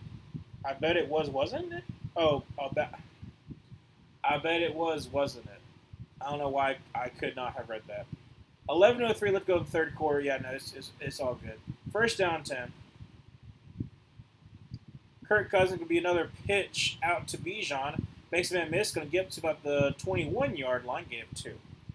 I will say, though, the Raiders have an incredible ability to find a way to screw things up. Absolutely. Yeah.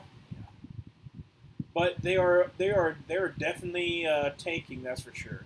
Because, I've said it a couple times, but at least put some reps out there. Like, if it's 3rd and forever, I mean, you could try a deep crossing route with, a drag underneath or something like that. Just something other than just you know what, we're gonna run a trap, we're gonna run a inside zone, that kind of stuff just kind of ticks me off, because this is at the end of the day, this is still a player's livelihood. Going to be a handoff, and Bijan's going to be lost about 1 yard there. It'll be third down and 9, actually. 10:05 to go in the third quarter, still only 9-3.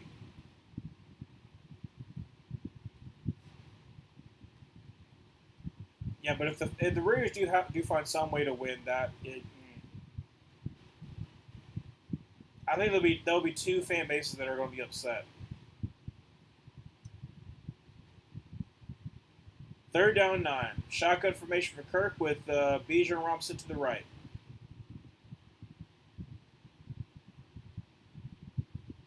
Drops back to pass and is going to throw, and it'll be incomplete.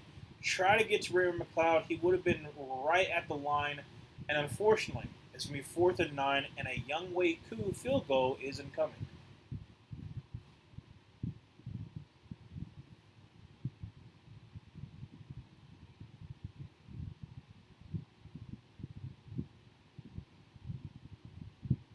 All right, so this is going to be about a 40-yard field goal. Yeah, 40-yard field goal for Younghoe Koo. From the right hash, kick is up, and kick is going to be good right down the middle. And so it will be 12-3.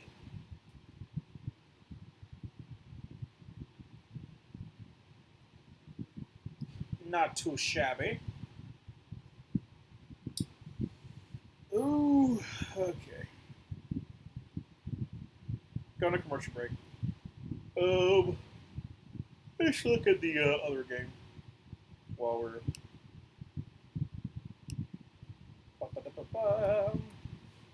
Actually, let's look at the Bears are saying on their tweets, on their Twitters. They're still 13-3, and the Vikings are first down 10 at Chicago 31. That's never good. Let's see here.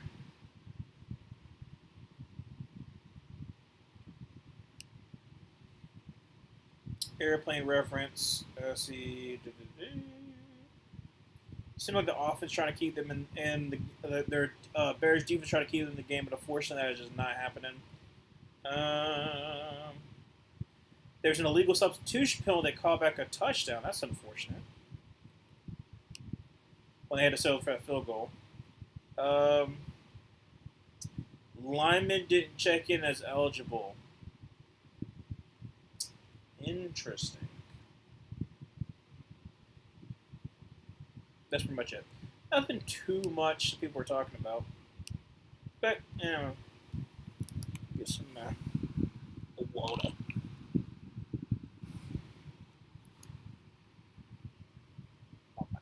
I also got like a little fan right here. I had to put it like the lowest levels and try to make sure it wasn't like catching up on the mic.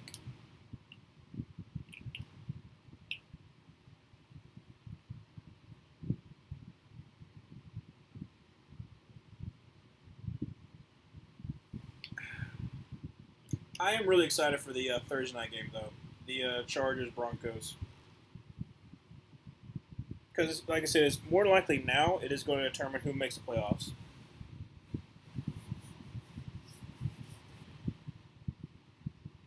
Because, like, if the Chargers lose, then they would be... Would they be 8-7?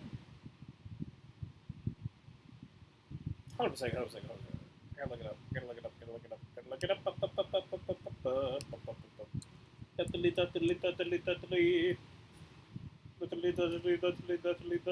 Let's see here. They are currently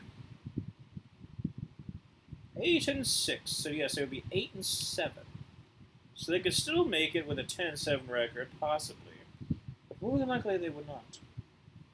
And by the way, the Vikings are in the red zone. 13-3.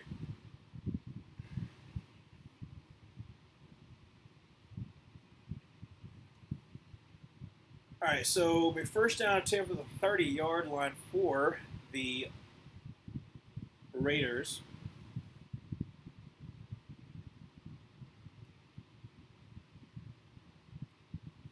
Talking about Bijan, because he's had a pretty good day so far. 14 rushes for 73 yards and 1 reception for 10. Drops back a pass and is going to run. Going to be up to the 35 and slides about the 38-yard line for an 8-yard gain. Second down and 2 for the Raiders. 9:13 left to go in the third. It is 12-3, in case you're wondering.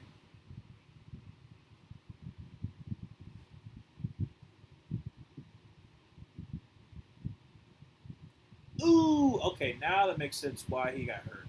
I didn't see Sincere McCormick's injury beforehand, but yeah, that makes sense now. Our second down and 2 from the 38-yard line. Going to be a handoff, and it's going to be run. Oh my gosh! Oh man, he ran him over. Up to the 50-yard line, number 22. Who was that? Was that? He ran over Justin Simmons. Oh my gosh, let's look at that again. Let's see that again. Whoo! I love that. Just obliterates him.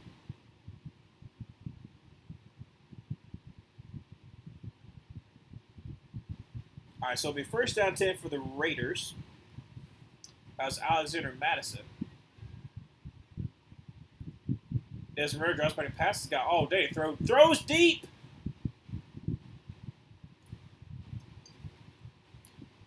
Always surprised it was incomplete. I had hope, but wild pass.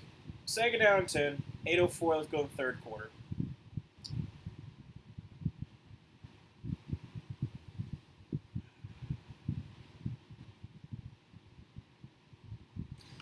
Come on, man. Come on, Desmond. Make it a good game. Give me a touchdown. Second down and 10. Oh, gosh. What the heck happened there?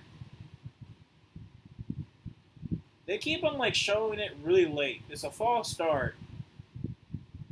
But, they had to cut to it late. Okay. It was a false start anyways by Jordan Meredith. So it'll be second down and 15.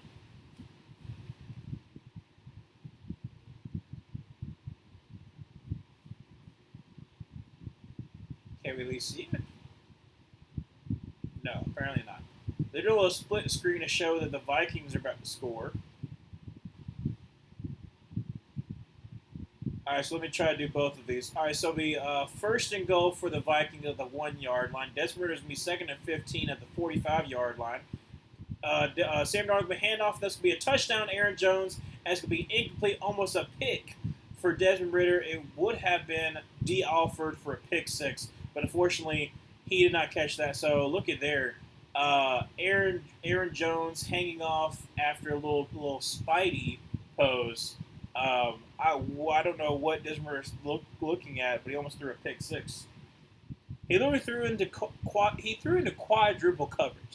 Just quadruple coverage. Third and 15. Now we're back to our actual game. From the 45-yard line, Desmond is in an empty set. Drops back to pass. And 3-man rush, steps in the pocket, rolls out to his right, and is going to run, and throws, and incomplete. Be 4th and 15, 7:52, let go the third, and a punt will ensue. And with that touchdown, extra points will be 20-3. Vikings are up with 1:38 remaining in the third.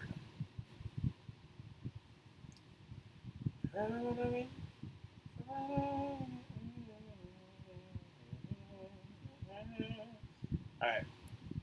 AJ Cole on to boot this ball away. Got 2 blocks so far. Gets it away, and it is going to be fair caught at about the 9-yard line. And well, they didn't call a flag. I'm surprised they didn't. Because technically, he did bump into the punt returner. But anyways, it'll be first down 10 for the 8-yard line for the Falcons.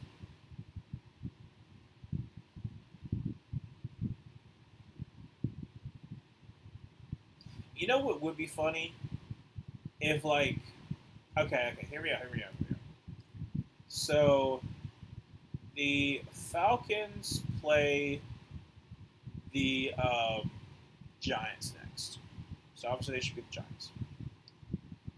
If the Falcons lose to the Commanders and they don't feel like they have a chance of winning the division, they don't feel like they can make the playoffs because the Commanders have already locked up the 7th seed. Would they start Michael Penix against the Falcons? Against the Panthers? There you go. So Emmanuel, you could still get Michael Penix time against my team, which would be kind of funny, but you never know. You never truly know.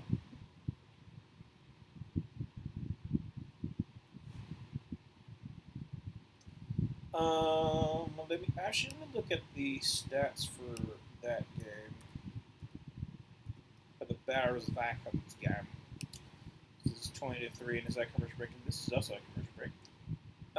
Caleb Williams is 11 for 18, 122. Swift has gotten 15 for 65 for about 4.3. It's not terrible. Nothing much really. Like I said, it's 2 for 39, 3 for 35, 4 for 24. So kind of spreading around a little bit, but mainly it's just been the Vikings. 20 for 35 is still not good. That's literally 47, 47. Yeah, that's not good. For 191 yards, 1 touchdown, 1 interception. Aaron Jones, like I say, got that touchdown. Thankfully, he's 14 for 67. And Jordan Addison's having a pretty good day. Justin Jefferson at least got up to 5 catches for 44 yards touchdown. Not too bad. Jordan Addison, 6 for 58. And T.J. Hawkinson's 5 for 52. All right, so now we're back to our game. And it is going to be first down 10 from the 8 for the Falcons. Kirk's going to be under center with Tyler Algier in the backfield. Probably going to be handing him the rock. And it's going to be a handoff, and he is going to get about 1.5 yards. So we'll be second down and about 9. 7:35 to go in the third quarter, still 12-3. It's still a 2-possession game, obviously. But if the Falcons go 3 and out, and you have a pretty good punt return, you could be in field goal range to make it a 6-point game. I'm just saying, second down and 8. So they did give him about that too. Kirk Cousins going to be a handoff to Algier, who is going to get up to the 20, up to the 25, down to the 29-yard line. First down for the Falcons. I don't know what that celebration was, but okay. See here, nice wash down, and then McGarry gets him just playing. That's a great job. That's a great execution of that run. Be from the 29-yard line, first down. Tango send Ray McLeod in motion over to the left. To the right. Hands back over to Tyler Algier, who will get about 2. So it'll be second down and 8 once again.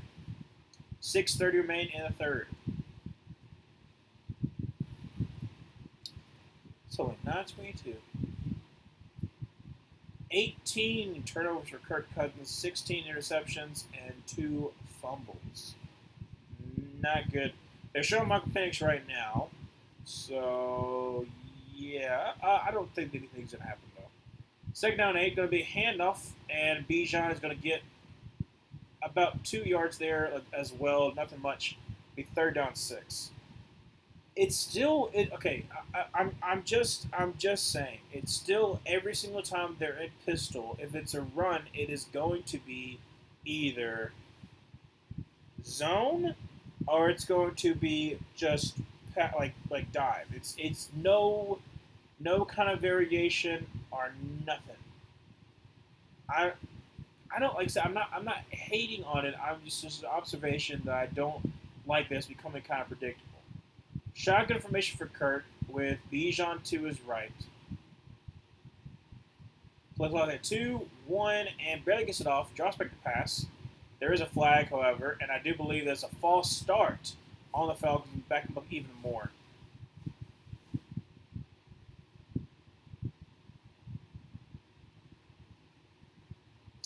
Is that on Jake Matthews? Yeah, it is.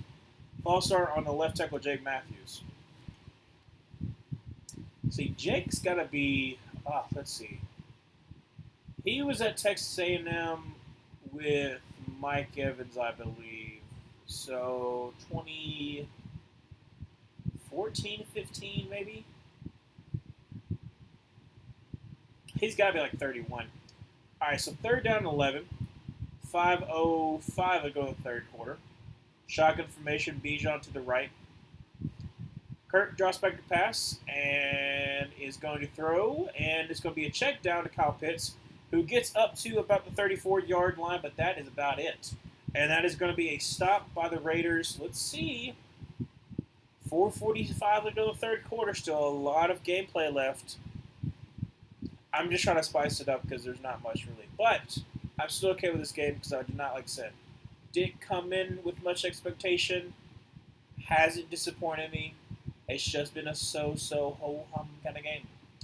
And 4th and 5, punt is away, and it gets off cleanly. Actually, a pretty decent punt. Going to be returned. Oh my gosh, no way. No way. And it's going to be returned. It's going to be down at about the 2-yard line. 18 for the Raiders should have called that fair catch, but it let it bounce because it looked like it was going to bounce out of bounds. But then it just keeps on tumbling, and then they just down at the 2. Great job by the Falcons. 1st and 10 from the 3 when we come back. Let's see if we'll get ourselves another safety. Happened last time. I'm trying to think what else. I talked about some of the other playoff predictions that I've looked at. Because the Steelers lost, they have not clinched up that division yet. They clinched up a playoff spot. But if the Steelers lose to the Chiefs and the Ravens, they also have to go against the Bengals. They have 10 wins. Ravens have 9. But the Ravens, I'm pretty sure... No. If the Ravens have the tiebreaker over the Steelers, if they win, and if they beat the Texans, because they just beat the Giants, they have the Texans, they have the Steelers, and then they have the Browns, I believe, to finish off. And more than likely, I'm going to say this right here, if I'm the Browns, you probably don't want to win Week 18, so I'm going to chalk that up as a win for the Ravens. So if the Ravens can beat the Steelers, I feel good enough they can maybe beat the Texans. The Ravens still have a shot of being the 3rd seed. They don't have a shot of being the 2nd seed, of course, but they could still be the 3rd seed or end up being the 4th seed. But interesting for sure if they can pull it off. Like I said, the AFC is very interesting. NFC is kind of at the top, is like interesting. But besides that, I feel confident enough that the Rams are going to end up winning the division. I think literally my prediction for the Seahawks could be kind of true, like where they just kind of like peter off at the end, and unfortunately they can't make the playoff. Wrong prediction, like as far as like win-loss record, but same kind of vibe though. As far as just like starting off decent, but then kind of like falling off. All right, so second down after that about probably a 1-yard loss, if I guess. Second down 11, no, so second down 10. 3:50 left to go in the third quarter, still 12-3. And the Bears are actually in the red zone with 13:30 left to go in the fourth quarter. Our second down 10. Desmond Ridder going to be in shotgun formation. Drops back to pass and is going to check it down and gets up to about the 6 or 7 yard line. So nice game there. It's going to be about 3rd down and about 7. Not too shabby.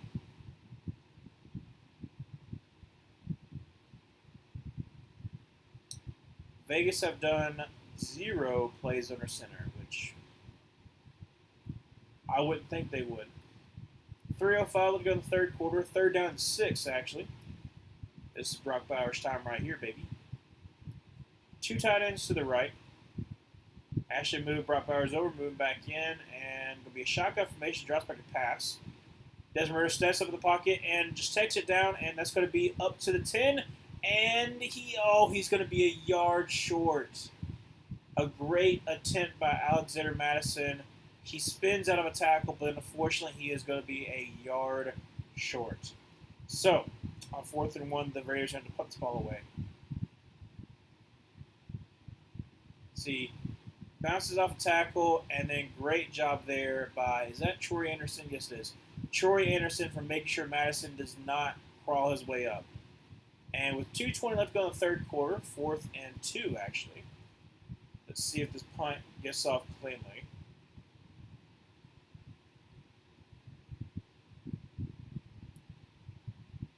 And it does. Oh my gosh, what a punt. Actually, no, that wasn't the best one. It just looked good, but it was not. Well, it got up to about the 50-yard line, so I guess the best you can really do. About a 40-yard punt. And we're going to commercial break. I was really hoping the Raiders could make something out of it. It's not the end of it, but if the Falcons score again, I don't have confidence that the Raiders could score 2 touchdowns. Because that would have to happen if the Falcons are able to score another field goal. I'm trying to think what else. There's something else about the playoffs that I wanted to talk about. I guess I can go over as far as like playoff predictor and tell you some of the other ones.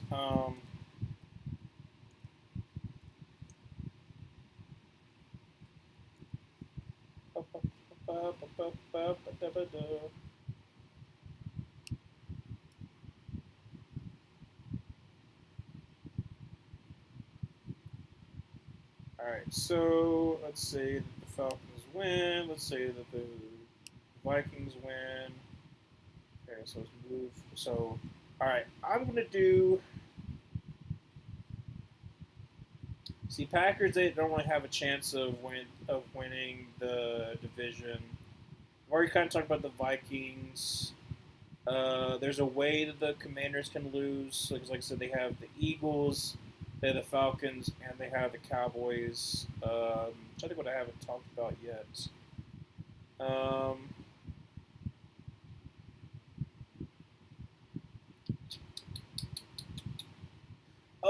Okay. So, let me check and see if this is still correct. But I think there's still technically a way that the Saints could win the division. I gotta check and make sure this is correct. But let's just say that Buccaneers lose to the Cowboys and lose to the Panthers. No, they still be above. Never mind. Nope, actually, wait, hold a second. Yes, the Saints still have a chance. That is crazy. The Saints technically still have a chance, but they need the Buccaneers to lose out. Toss out to the right to Bijan Robinson, who cuts back up and gets up about to the 42-yard line. Falcons are more likely going to beat the Giants. But if the Falcons lose to the Commanders and lose to the Panthers, then they'll still win the division. So the Saints aren't technically eliminated, but they have to win out. They have to have the Bucs lose out, and then they have to have the Falcons lose out. More likely not going to happen, but it could happen. Going to be another, a play action pass, actually going to be a screen, and nothing there. I was super excited. I was like, hey, something a little bit different, but no. And also, the Bears had a setup for another field goal, so it is 20-6. 32 minutes left to go in the Vikings game. 12-3 right here, right now, and third and fourth, 1:18 remaining in the third quarter.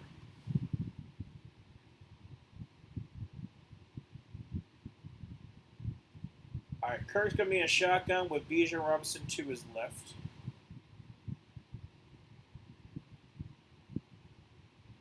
Going to send Drake London in motion over to the right. And is going to throw, and Drake London got both feet in. Wow. That's going to be a gain of 5 yards there. First down and 10 for the Falcons. Let's see here. Bam. 1. Yeah. Oh, he got 3. So, blah, blah, blah. Nice on him. Yeah, first down for Drake London at the 30. Where is it? 38. Kirk's under center from the 38-yard line. Going to be a toss to Bijan, who cuts back in again, and gets up to about the 35, 34-yard line. So great gain of about 3 or 4 yards there. 30 seconds left to go in the third quarter. Got one more play, maybe, unless they want to just run this clock out. And that's what they're going to do. They're showing Michael Penix again. I don't know why they keep on showing Michael Penix if the Falcons are winning. Like, okay, if the Falcons were, like, only leading by one score, then I could understand. But, like, or even, like, I understood them showing, like, right after the pick. Then that makes a little more sense. But now, I don't know.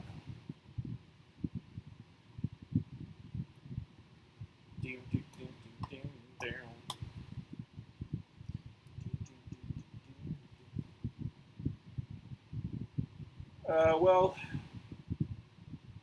I don't even think any of my score predictions are going to happen.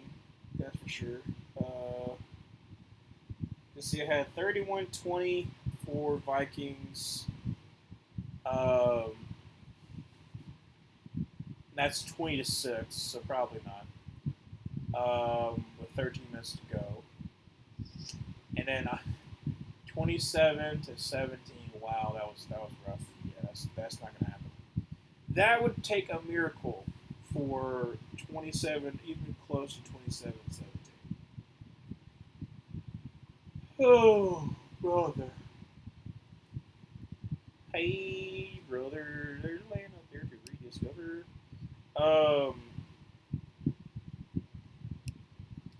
Hey, there was something else I was going to say about the playoffs, but I can't remember. Talk about the cool scenario where like the Broncos could either be eliminated or play the Kansas City Chiefs in the playoffs, like in a wild card. It's like that would be cool, like storyline wise. I'm trying to think if there's anything else really that I haven't really talked about. Like I said, Colts still have a shot over the Broncos, even if the Broncos went out and so if the Colts win out, the Broncos lose out. The Colts still have the tiebreaker over the Broncos because of the conference record, which is still wild to me. But you know, like I would think that you would have the head-to-head matchup of tiebreaker above the conference record, but no.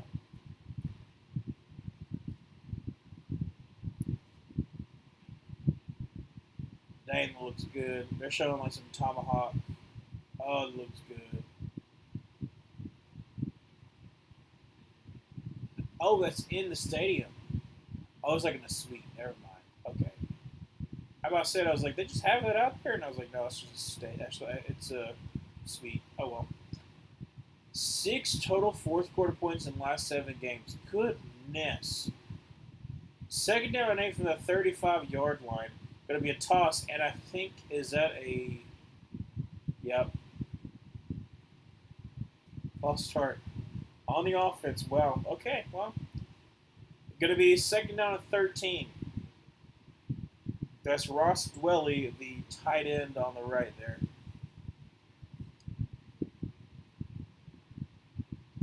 Died. All right, so second down on 13, still 12-3. Left to go in this fourth quarter.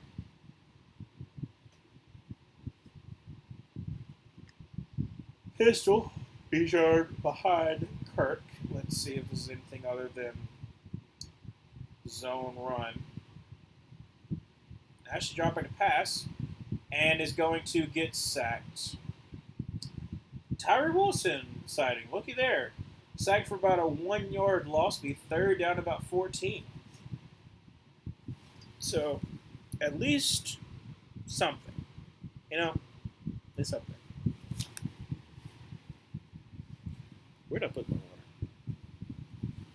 Oh, there. Had it right underneath my chair. All right, 4th and 13. Let's see here.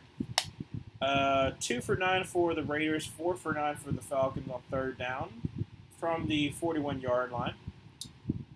Kirk Cousins shotgun formation, drops back a pass, quickly throws out to Kyle Pitts, who gets him to the 30, and that's going to be about it.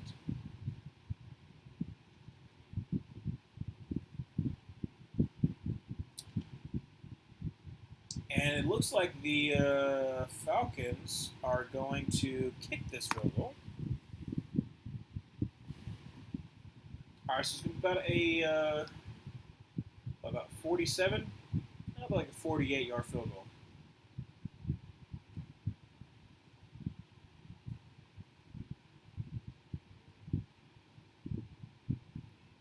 All right, so 48-yard field goal. Coup. Kick is up, and it is going to be good. So it will be 15-3. 13:26 remaining in the fourth quarter.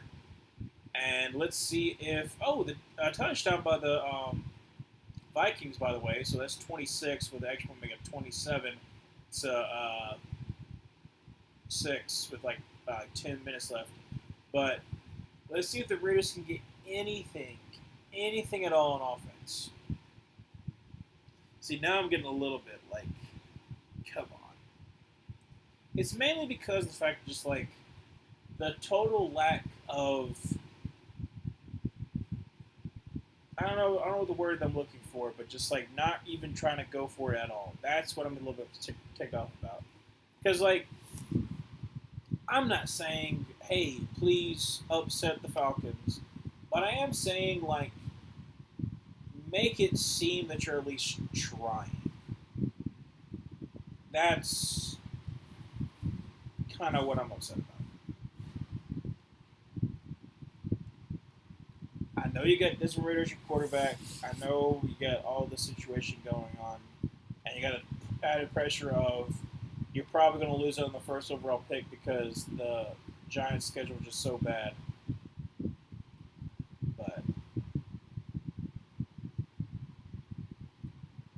But showing a Chick-fil-A commercial, I kind of want some Chick-fil-A. Not anywhere near me though.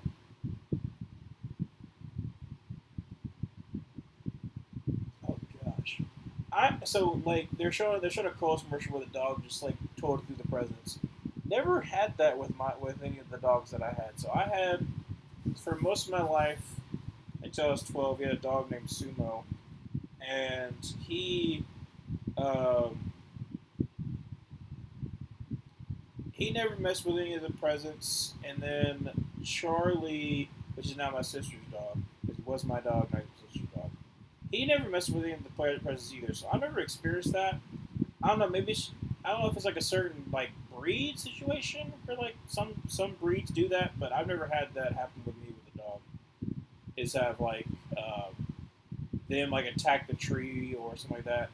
Then again, we only ever had fake trees, mainly because of the fact that we needed to save money, so we just had a fake tree instead of rebuying a new tree every single Christmas season. Because it's not like the Christmas trees are a dime a dozen down here in Alabama, that's for sure. So 15-3, kickoff's underway, and it is going to be for a touchback. Yeah, we always have the plastic one. Like I said, you still have some of the needles that get off of it, but for the most part, oh gosh, before we got the newer one, we had the same exact Christmas tree for at least over 15 years, probably closer to 20, but we just kept on duct taping back the container that it came in, or the little box that came in, and just throwing it up in the attic. First down, team at the 30-yard line. Desmond Ritter drops back pass, rolls out to his right, throws, checks down to be Michael Mayer, cuts back in, so we have first down, gaining about 12 or 13 there. Nice game by Michael Mayer, and it'll be first down and 10 for the Raiders. Top 5 quarterbacks showing right now: Shadur, Cam Ward, Jalen Milroe, Carson Beck, and Quinn Ewers. Oh, it's Mel Kiper. Okay. Anyways, we can move on. First down 10 for the 41-yard line. Desmond Ritter in shotgun formation. Drops back to pass and is going to throw across middle, and that's going to be incomplete. Try to get Jacoby Myers, but unfortunately, Justin Simmons broke that play up. 12:42 left to go in the fourth quarter, and it'll be second down and 10. Mark Davis looks like a ghost. That's an absolute ghost.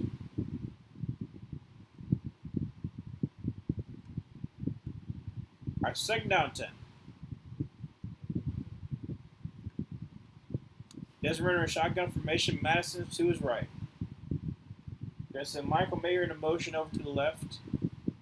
And going to be dropping the pass. Immediate pressure is going to be floating it, unfortunately, way too far for Alexander Madison. And it'll be third down and 10.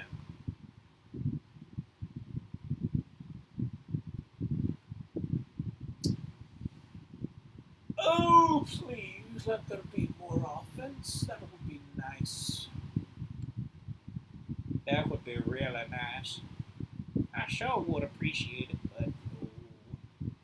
All right, so first down 10 for the 41-yard. No, sorry, not even first down. Third down 10 for the 41-yard line. Desmond Ritter shotgun formation with Madison to his left. And drops back to pass. Get a little pressure, does in the pocket. Rolls out, throws, and incomplete.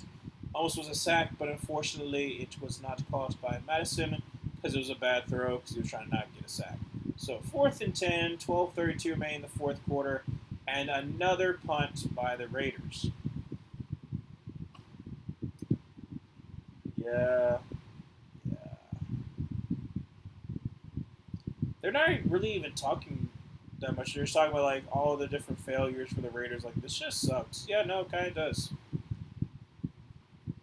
4th down 10, and punt is away, and it is going to be returned at the 15, up to the 20, up to the 24, and down to about the 25-yard line. First down 10 at the 25.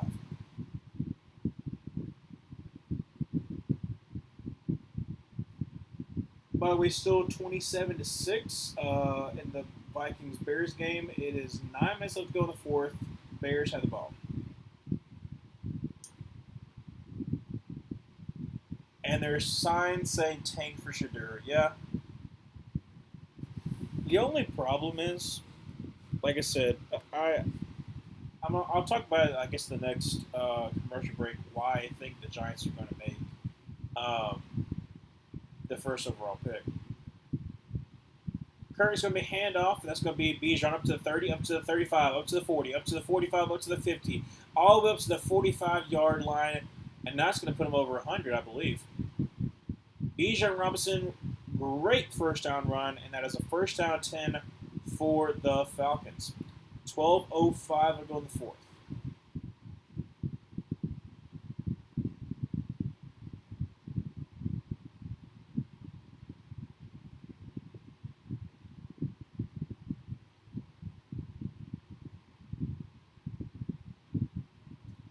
First down 10 for the 45-yard line.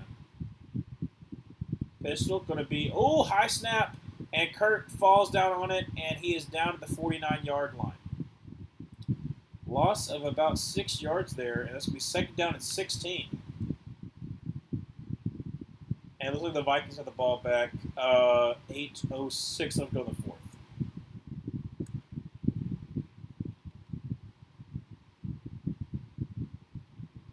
Yeah, way too high of a snap.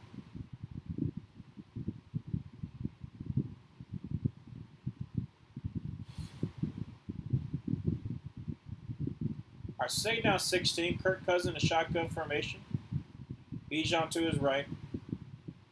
Going to be hand off to Bijan, who cuts back in and gets down to about the 46, I believe. And so that's going to be about third down and 11.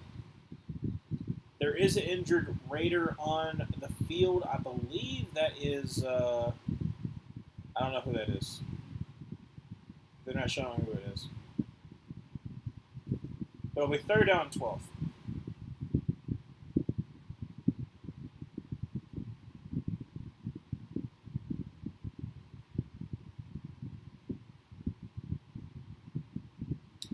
Oh, this is the one that got sacked, Laua? I think that's how you say his name.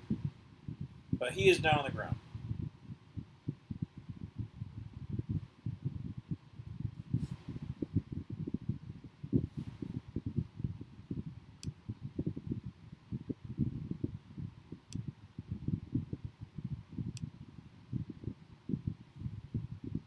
What was I saying I was going to do?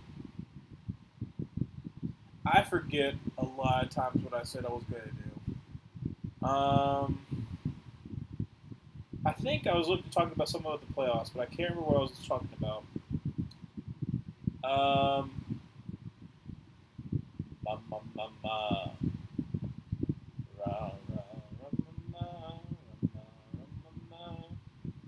can't remember what I was thinking to talk about. Yeah, I completely lost. Completely lost what I was going to say.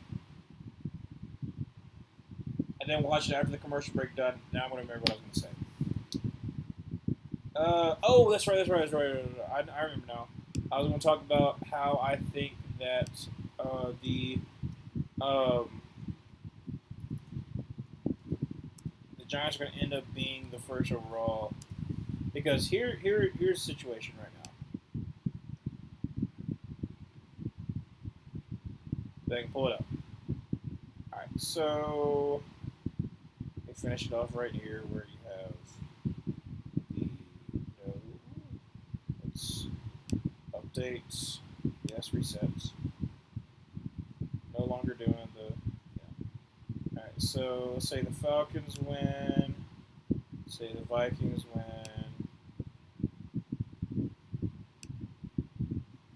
Alright, so that right there,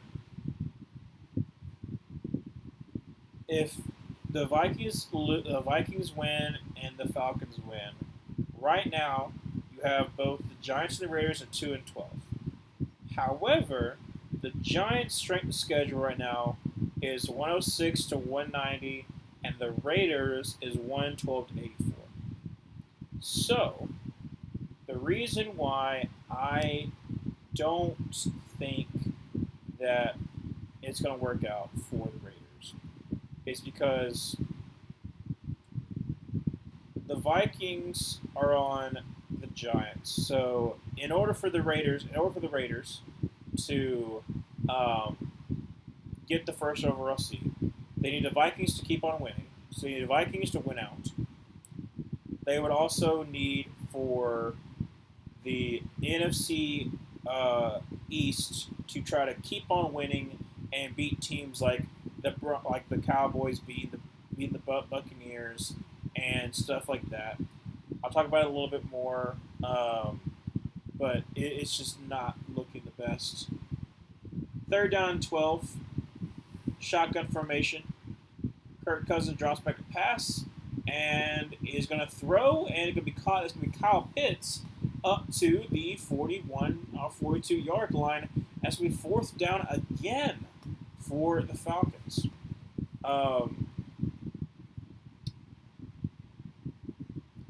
There are certain teams that like also they share the same as the schedule with. So unless there's something drastically going to change, like if the Jaguars lose out, or like both of them have played the Ravens, both of them have played the NFC South, both of them have played the AFC North, I believe.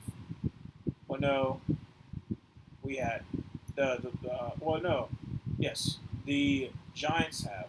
So that's what I'm saying is like you're going down to pretty much three teams, and that is the uh, for the Giants. That's the Seahawks, the Vikings, and I believe the Dolphins. I might be wrong, but I think it's the Dolphins. So you need for the Raiders, you need all those teams to continue to win to just give you a semblance of a chance. And you need the Rams to not keep on winning. You need the Jaguars to lose out. And I think it was the Colts to lose out. I can't remember, but it was like it was going to be very hard regardless, because of like how your schedule ended up being. Fair caught at about the 9-yard line, and I'll be first down 10 with 9:40 left to go for the Raiders. But that's why ultimately I think that the Giants are going to end up with the first overall pick.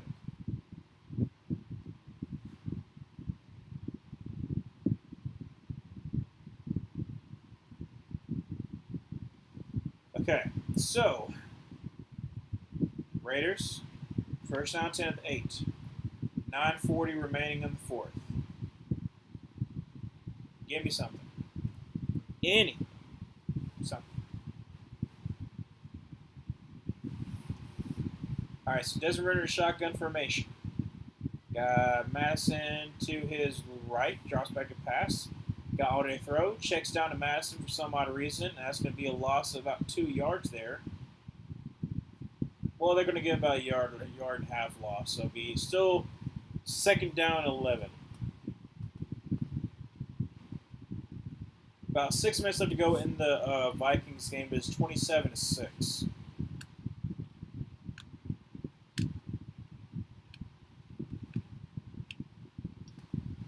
Nine and 11. What am I talking about? Second down and 11. 9 minutes left to go. Goodness gracious. Drops back to pass. Takes in a deep shot, and it is picked. Picked at the 40-yard line. That is Justin Simmons. And that is pretty much the game. The game is pretty much over, but there still was technically a chance. So 8:55 to go in the fourth, up 15-3. If you're get a little more, you're going to be field goal range. It's practically the game.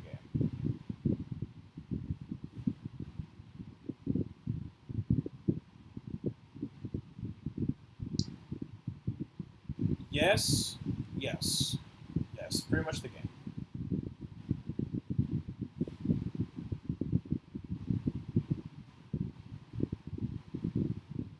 Also, you also because Justin Simmons. That's fair. Yeah, Justin Simmons did get blown up earlier this game, but it is nice that he got a touchdown. Not a touchdown, a pick. Goodness. 39-yard line. Kirk Cousins is going to be handoff off from the pistol. Tyler Algiers gets to the 35, down to the 34. And on top of that, after that 5-yard gain, second down 5, the Bears are in the red zone, still down 27-6, but they can get a garbage time touchdown with 5:34 left on fourth.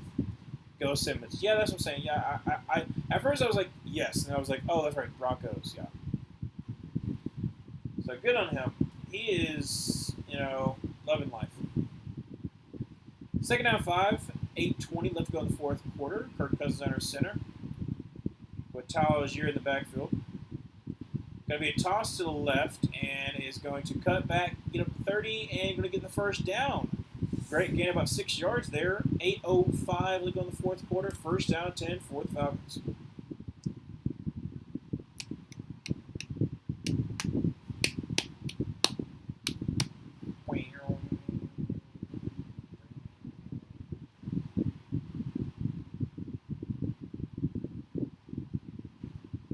so Kirk Cousins in a pistol with Tyler Algier behind him. First down 10. 7:40 left to go in the fourth. From the 29-yard line. Going to be a handoff to Algier, who is going to get about 2 yards. So second down 8.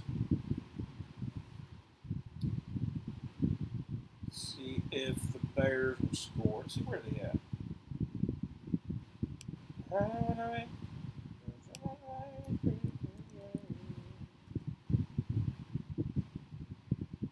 Bears are third down and 10 to Minnesota 16.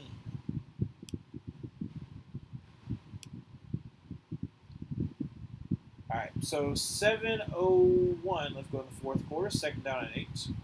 From the 27-yard line, Kirk Cousins in pistol formation. Got looks like Bijan behind him. Going to be a run. Okay.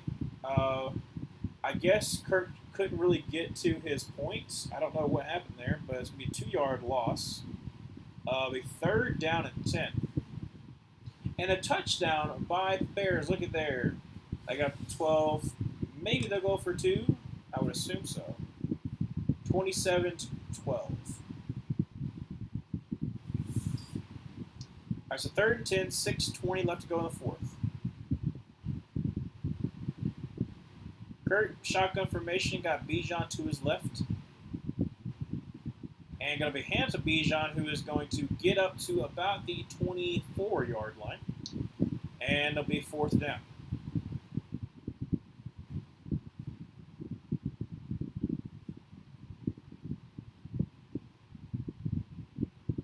Wait, no, the Bears are just kicking an extra point. Never mind. Yeah, the Bears are just kicking an extra point to go down by 14. I don't know why I said go for 2.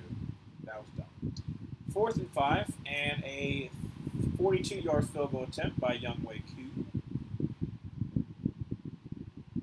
to make it an 18-3 game. Kick is up, and he missed it. That is no good. It is still 15-3, 5:27 left to go in the fourth. Interesting. Raiders still not. Raiders still are going to fail, but, you know, it is what it is. It is what it is. I mean, he just hooked it. I don't think he got touched, but he just hooked it. Oh, bother. This game is kind of lulling me to sleep. All right, come on. Drop back to pass. Desmond throws, and it's going to be caught by Trey Tucker. Makes him miss, gets up to the 40-yard line, so that's nice. It'll be second down 2. Also, I thought I saw Cedric Jackson on the Raiders bench, and I believe that is true. Second down and 2. Desmond throws, be caught up to the 50. Oh my gosh, 50-yard line, but he gets hit right on his quad. That's still a first down though.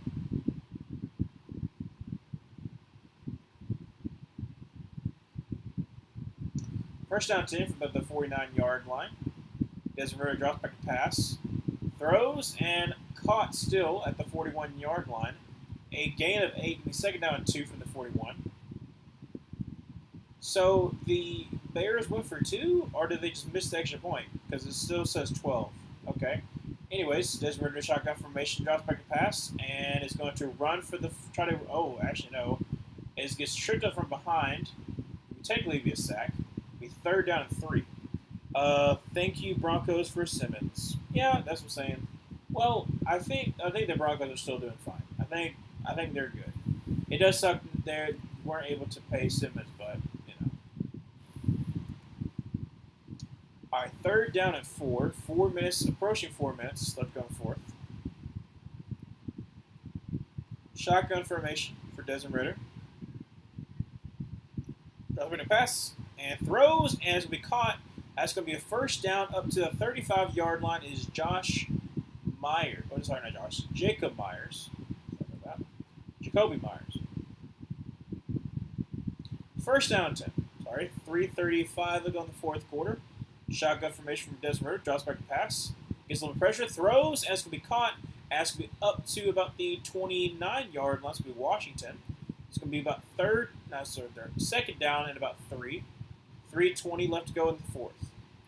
Desmond Ridder in shotgun formation with Amir Abdullah to his right. They're crowding the line of scrimmage right now. Drops back a pass, bringing the house, throws off his back foot, it's up in the air, and is going to be out of bounds. So third down, 3:05 to go in the fourth. I know I'm late, but that was the most interesting play so far. Yeah, especially the second half. All right, third down, 3:05.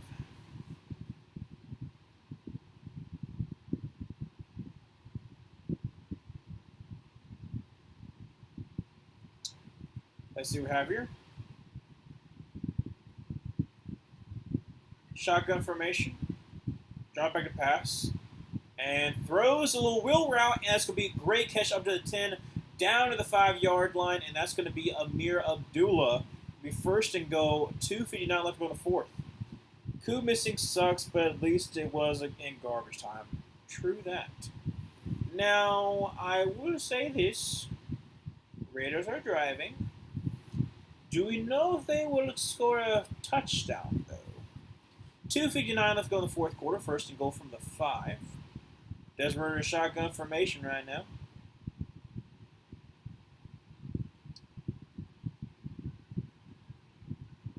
Drops back a pass, bringing a pressure, throws, and it's going to be Amir Abdullah for the touchdown, and that is going to be 15-9.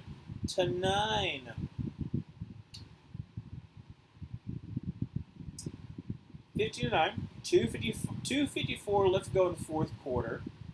And more than likely, the Raiders are just going to kick a extra point here.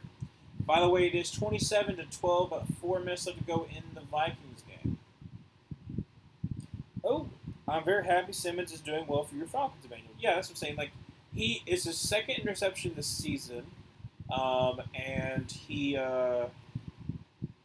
he's been statistically so-so. All right, so kick is up and kick is blocked. It is a 6-point game still. Falcons might choke, and I will not be surprised.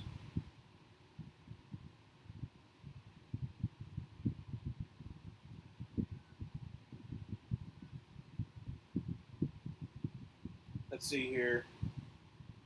Oh, man. Michael Mayer got shelled on that one. He had to try to block 2 people. I don't know what happened on the miscommunication, but he had to try to block 2 people. He's just like, eh.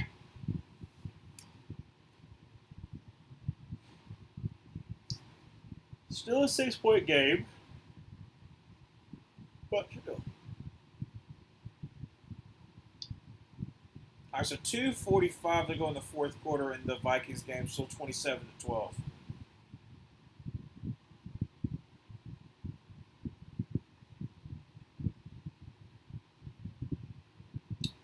Thank you, Zoe, him, and Jesse Bates. Made me love the safety position. We have a great safety duo. That's what I'm saying. Like, Jesse Bates is really staying good. And Simmons, like I said, Simmons statistically has been okay. But there's a reason why, like, I don't think Broncos fans, obviously they love Justin Simmons for like as long as he's been there. But statistically, he was kind of not going to be worth the money that he was asking for. I think that was the issue, is that he was trying to ask for a little more money than the Broncos were going to be willing to give him. And kick us away, it's going to be for a touchback. So it'll be first down 10 from the 30-yard line for the Falcons. The Raiders have all 3 of their timeouts.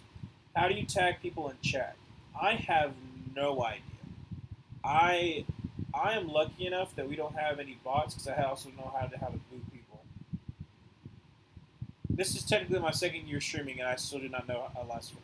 I don't even know how to do, like, I still don't know how to do like a scoreboard, like right here. That would be nice, or like up top. I still don't know how to do that, but that would be nice.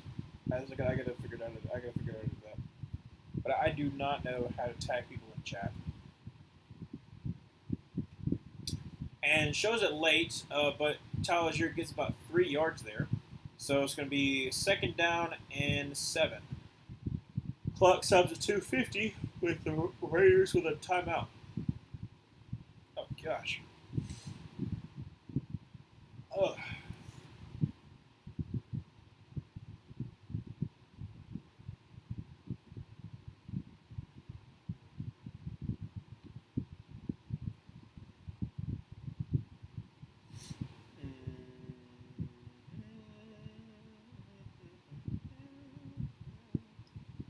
You guys do for sure.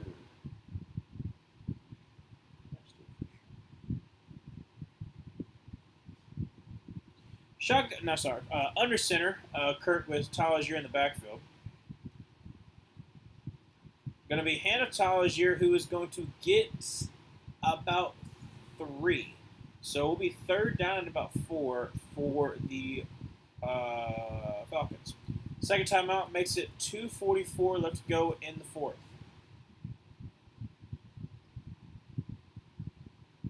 Oh, you were talking about okay, yeah. You were talking about we have a great safety duo. You guys do for sure. Okay, true. Sometimes I'm just not there reading wise.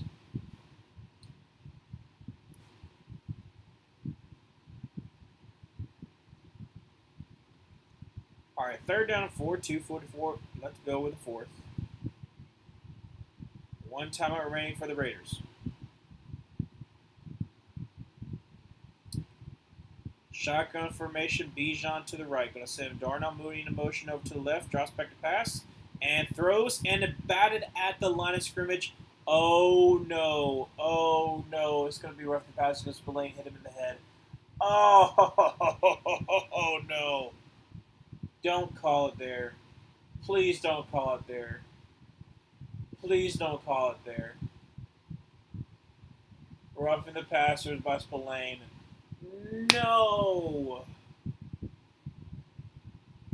Automatic first down.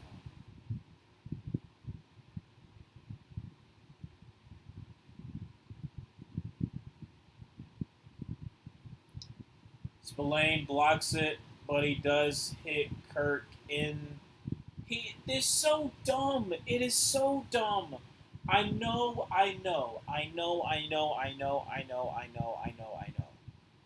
It's prior because people have been doing it, but like he doesn't even really hit him in the face. He hits him in the shoulder and he hits him. Don't call that. First down and 10. Pistol formation. Kirk Cousins is going to be a handoff to Bijan, who is going to get about a yard. Be second down and 9. I thought that Simmons would be better than he is, but I still like him. That you have to say, like I thought he would do. I thought he'd still do well, but he's still getting a little too long in the tooth. But showing it right there. I mean, come on, dude! Don't call that. Don't call that, man. That's so dumb. That's so dumb. Oh man. 2:33. Let's go to the fourth quarter. That was our last time out for the Raiders.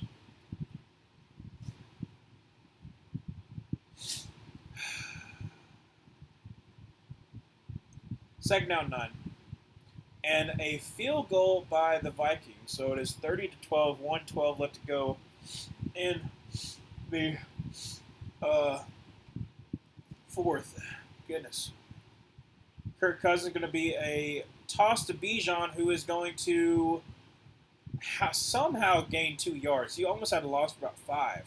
But nice job by Bijan by gaining a couple more yards. 2:20, and that'll take us to the 2-minute warning. It'll be third down and about 6. Oh, gosh. My nose is itching.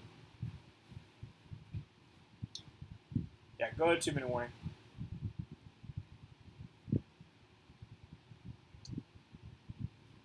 Oh, man.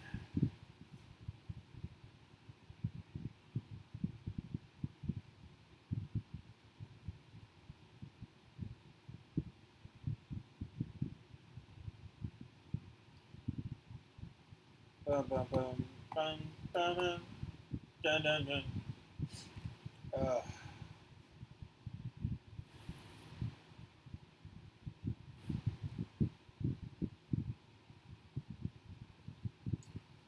we're at commercial. Man, that would have been nice. They just didn't call that. Like I said, I understand there's precedents that has that, like, if you hit the quarterback in the head at any time, it's going to be roughing the passer. But the fact that it was him blocking the throw, and he hit him on his shoulders. I don't think he called that. That was a bad call. It shouldn't have been called. Arthur Blank gives a ref a blank check. True. No. He doesn't get blank check. See, that would be too obvious. You can't do that. No, he allows for free deliveries for the wood that they need. Free deliveries because normally Home Depot doesn't do that. He's like, you know what? I'm gonna hook him up. I'm gonna hook him up with a deal. You got some wood. We'll cut those prices down a little bit, but also free delivery to your job site. There you go, refs. Because some of the refs aren't necessarily like, some of them are large, some of them have other jobs in the off season. So, which is also like, I know this is nothing new, but it's also still wild to me that like the refs have like other jobs that they could legit like. How much is Robert Goodell like kind of putting his thumb on like like, hey, you can't have any kind of clients that are or any kind of thing that's associated with any kind of the owners and like that. Like, what if it's like the owner's like grandson that you have no idea about, and then you end up helping him like because they're not full time? I don't know. Anyways, come back for the 2-minute warning. Still 30-12 in that Bears game. 2019-18, so I guess they're just letting that clock run out. Arthur blank check. Oh, okay. That's cool. That's good. That's a good one, Emmanuel. All right, so 2 minutes left. 3rd down and 6. 15-9, and Kirk Cousins is shotgun formation with Bijan to the left. And that is a final for the Vikings. 3rd down, 6. Kirk drops back to pass and throws and tipped, and that is incomplete. Great job by the Raiders there, and that means that they will get the ball back. They have 1:56 on the clock right now.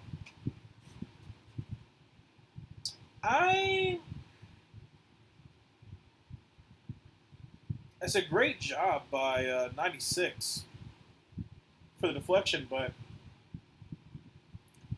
when the Raiders don't have a timeout, I'm okay. All right, whatever.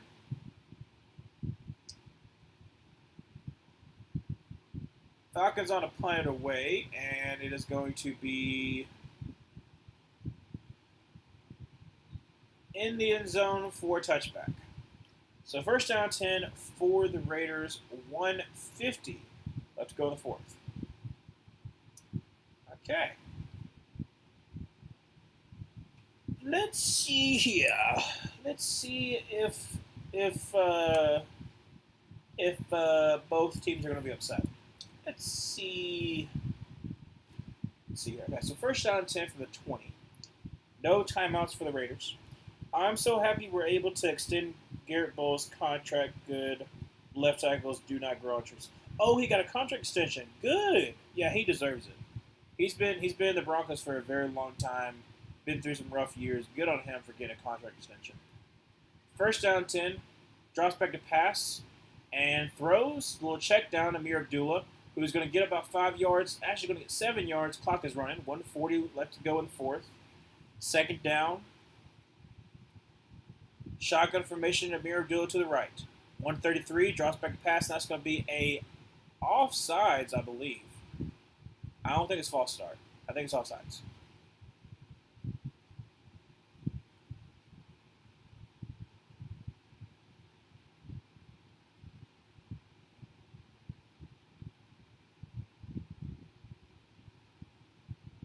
False start, dadgummit.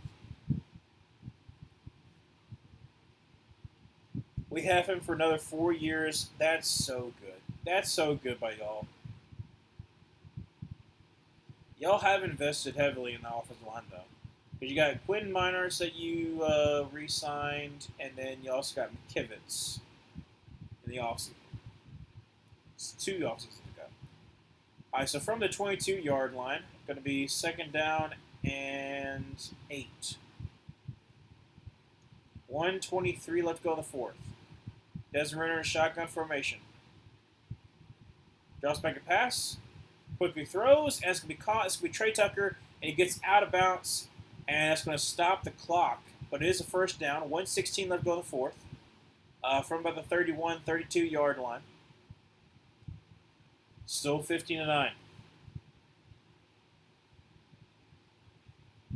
They actually added 1 more second, also 1:16. From the 32, shotgun formation, got Abdullah to the left. Drops back to pass, 3-man to rush, and Desmond Ridder rolls out. That's going to be a hold, regardless, and just chucks it down at the ground because it was going to be a hold regardless. So, 1:10, let's go in the 4th. Yep, holding on the right tackle. DJ Lays.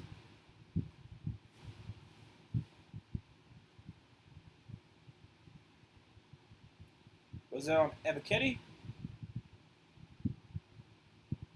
Yep. Yes, it was. All right, so 1st and 20, 1:10. Let's go to the 4th.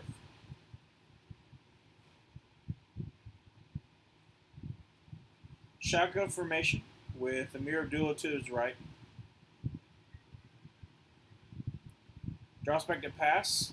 Throws, and it's going to be caught by Jacoby Myers up to about the 33-yard line. Clock is ticking, 103, 102, 101. Still 15-9, 2nd down.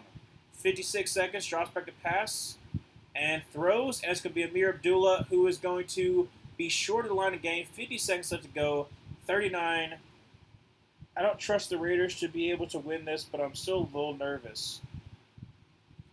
40 seconds left to go, drops back to pass, throws, and it's going to be caught for a 1st down and a fumble. No, they can call it incomplete. They're going to call it incomplete. Okay.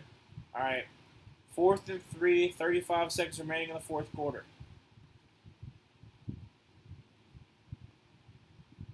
See, calms down with it, and okay.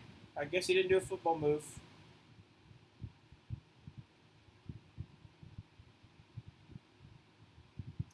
All right, so 4th and 3, 35 seconds remaining in the 4th. Down by 6.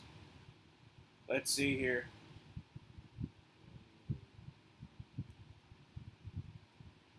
See, at least this is closer than the Bears game.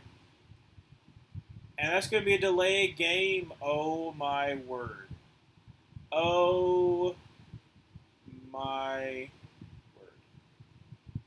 So instead of 4th and 3, it is going to be 4th and 8. Just make it harder on yourself, the Raiders.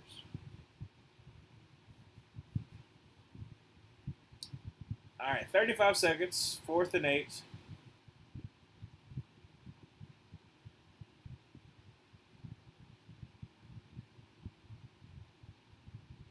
From the 34-yard line. Shotgun formation, drops back to pass. 3-man rush. Just checks it down to Amir Abdullah, who is going to try to get the 1st down, and he gets out of bounds too. As a 1st down, 26 seconds left. Oh my gosh. Okay. I mean, that still went down 9 seconds, but it's a 1st down no less. They have to get a touchdown. I swear. I swear. Okay. From the 43-yard line, shotgun formation. Going to send Michael Mayer over to the right. Drops back to pass. Got time. Takes a shot, and it's going to be caught. That's going to be down up to the 36-yard line. 19, 18, 17, 16, 15, 14, 13. Got a spike at 12, 11. Clocks it at 10 seconds from the 35. Oh my gosh. No way. No way. No way. No way this is going to happen. Hold on a second. All right. There's 10 seconds. You've got at least 2 plays, 2 shots at the end zone. No freaking way. All right. All right. All right. All right. All right. All right. Second down 10. Second down 10. From the 35-yard line. Desmond Ritter shotgun formation. Play calls at 3, 2, 1, and a timeout is called by the Falcons. Bro.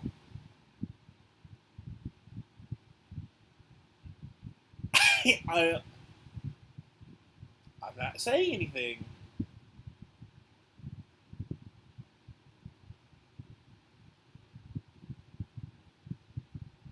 How do you let that happen? How?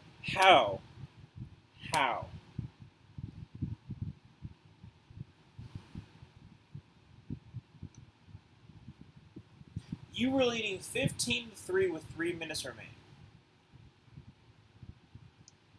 10 seconds from a 35-yard line. Still not over yet, but still. Shotgun formation, drops back to pass. Desmond Ritter rolls out to his right. Is going to chunk it into the end zone, and it is going to be incomplete, but there is one more shot. 2 seconds remain.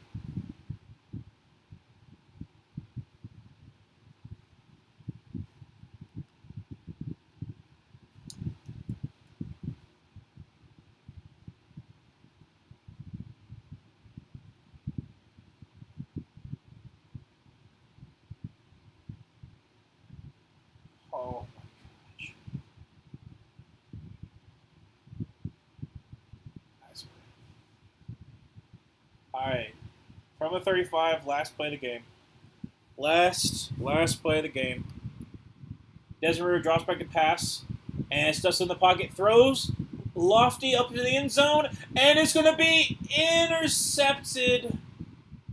It's going to be intercepted by the Falcons. Just one win. There you go. That is Jesse Bates with a pick. The Raiders had a legitimate shot. They had a legitimate shot of ruining their tank and beating the Falcons.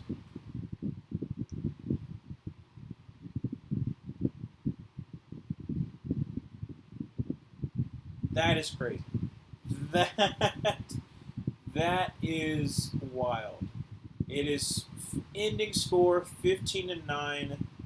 I hope they show it again, but my word, that was something else. That was something else. I hope they show it again. Like I said, he kind of floated it there. Let's see here. Yeah, floating it there. I mean, Jacoby Myers was so close to that. That was almost going to be... Oh, my gosh. Jacoby Myers was so close to it.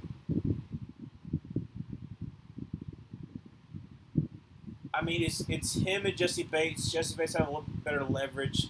Snatches it away. And ends the game there. Oh, man.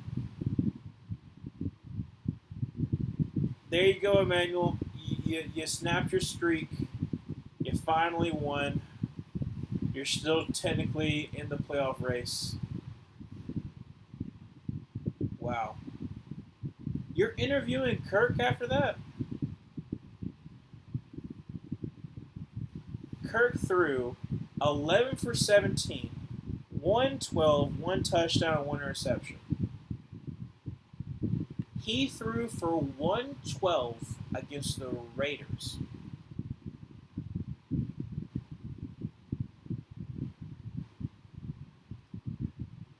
Ugly win, but first win in 5 weeks. Yeah, like I said, you got to be happy about that. Like I said, you still keep your playoffs up alive. You got the Giants next week. You should beat them. You got to hope and pray you get a little bit of help to try to make sure you can try to win the division. Try to get a home game. You never know.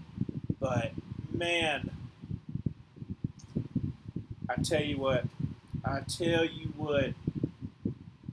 I don't know what I would have done if the Raiders had won. If the Raiders had somehow won, I honestly couldn't tell you what I was gonna do. But yeah, ugly wins are still wins. That's true. They don't look pretty, but it looks pretty in that. It looks pretty in that the win column though. Well, wild for sure. Like I said, we'll be streaming the Thursday night game, the Chargers versus Broncos. So really excited for that. Zoe, once again, the Broncos are going to be on stream. And then, like I said, we'll be streaming the Packers Saints game on Monday. Then take a break and then resume on that 30th. But once again, thank you so much for joining the stream. Ended up being a wild finish, almost even wilder of a finish. But yeah, almost wish we lost just to see Penix, but wins feel good too. Almost true, but not today. Like I said, you should beat the Giants. But if you're eliminated from playoff contention in Week 18, there might be a chance to see Penix. However, not today, just like you said. Like I said, thanks so much for joining the stream. I'm already feeling very tired, so I probably have to go to bed. Also, I got to work tomorrow, so.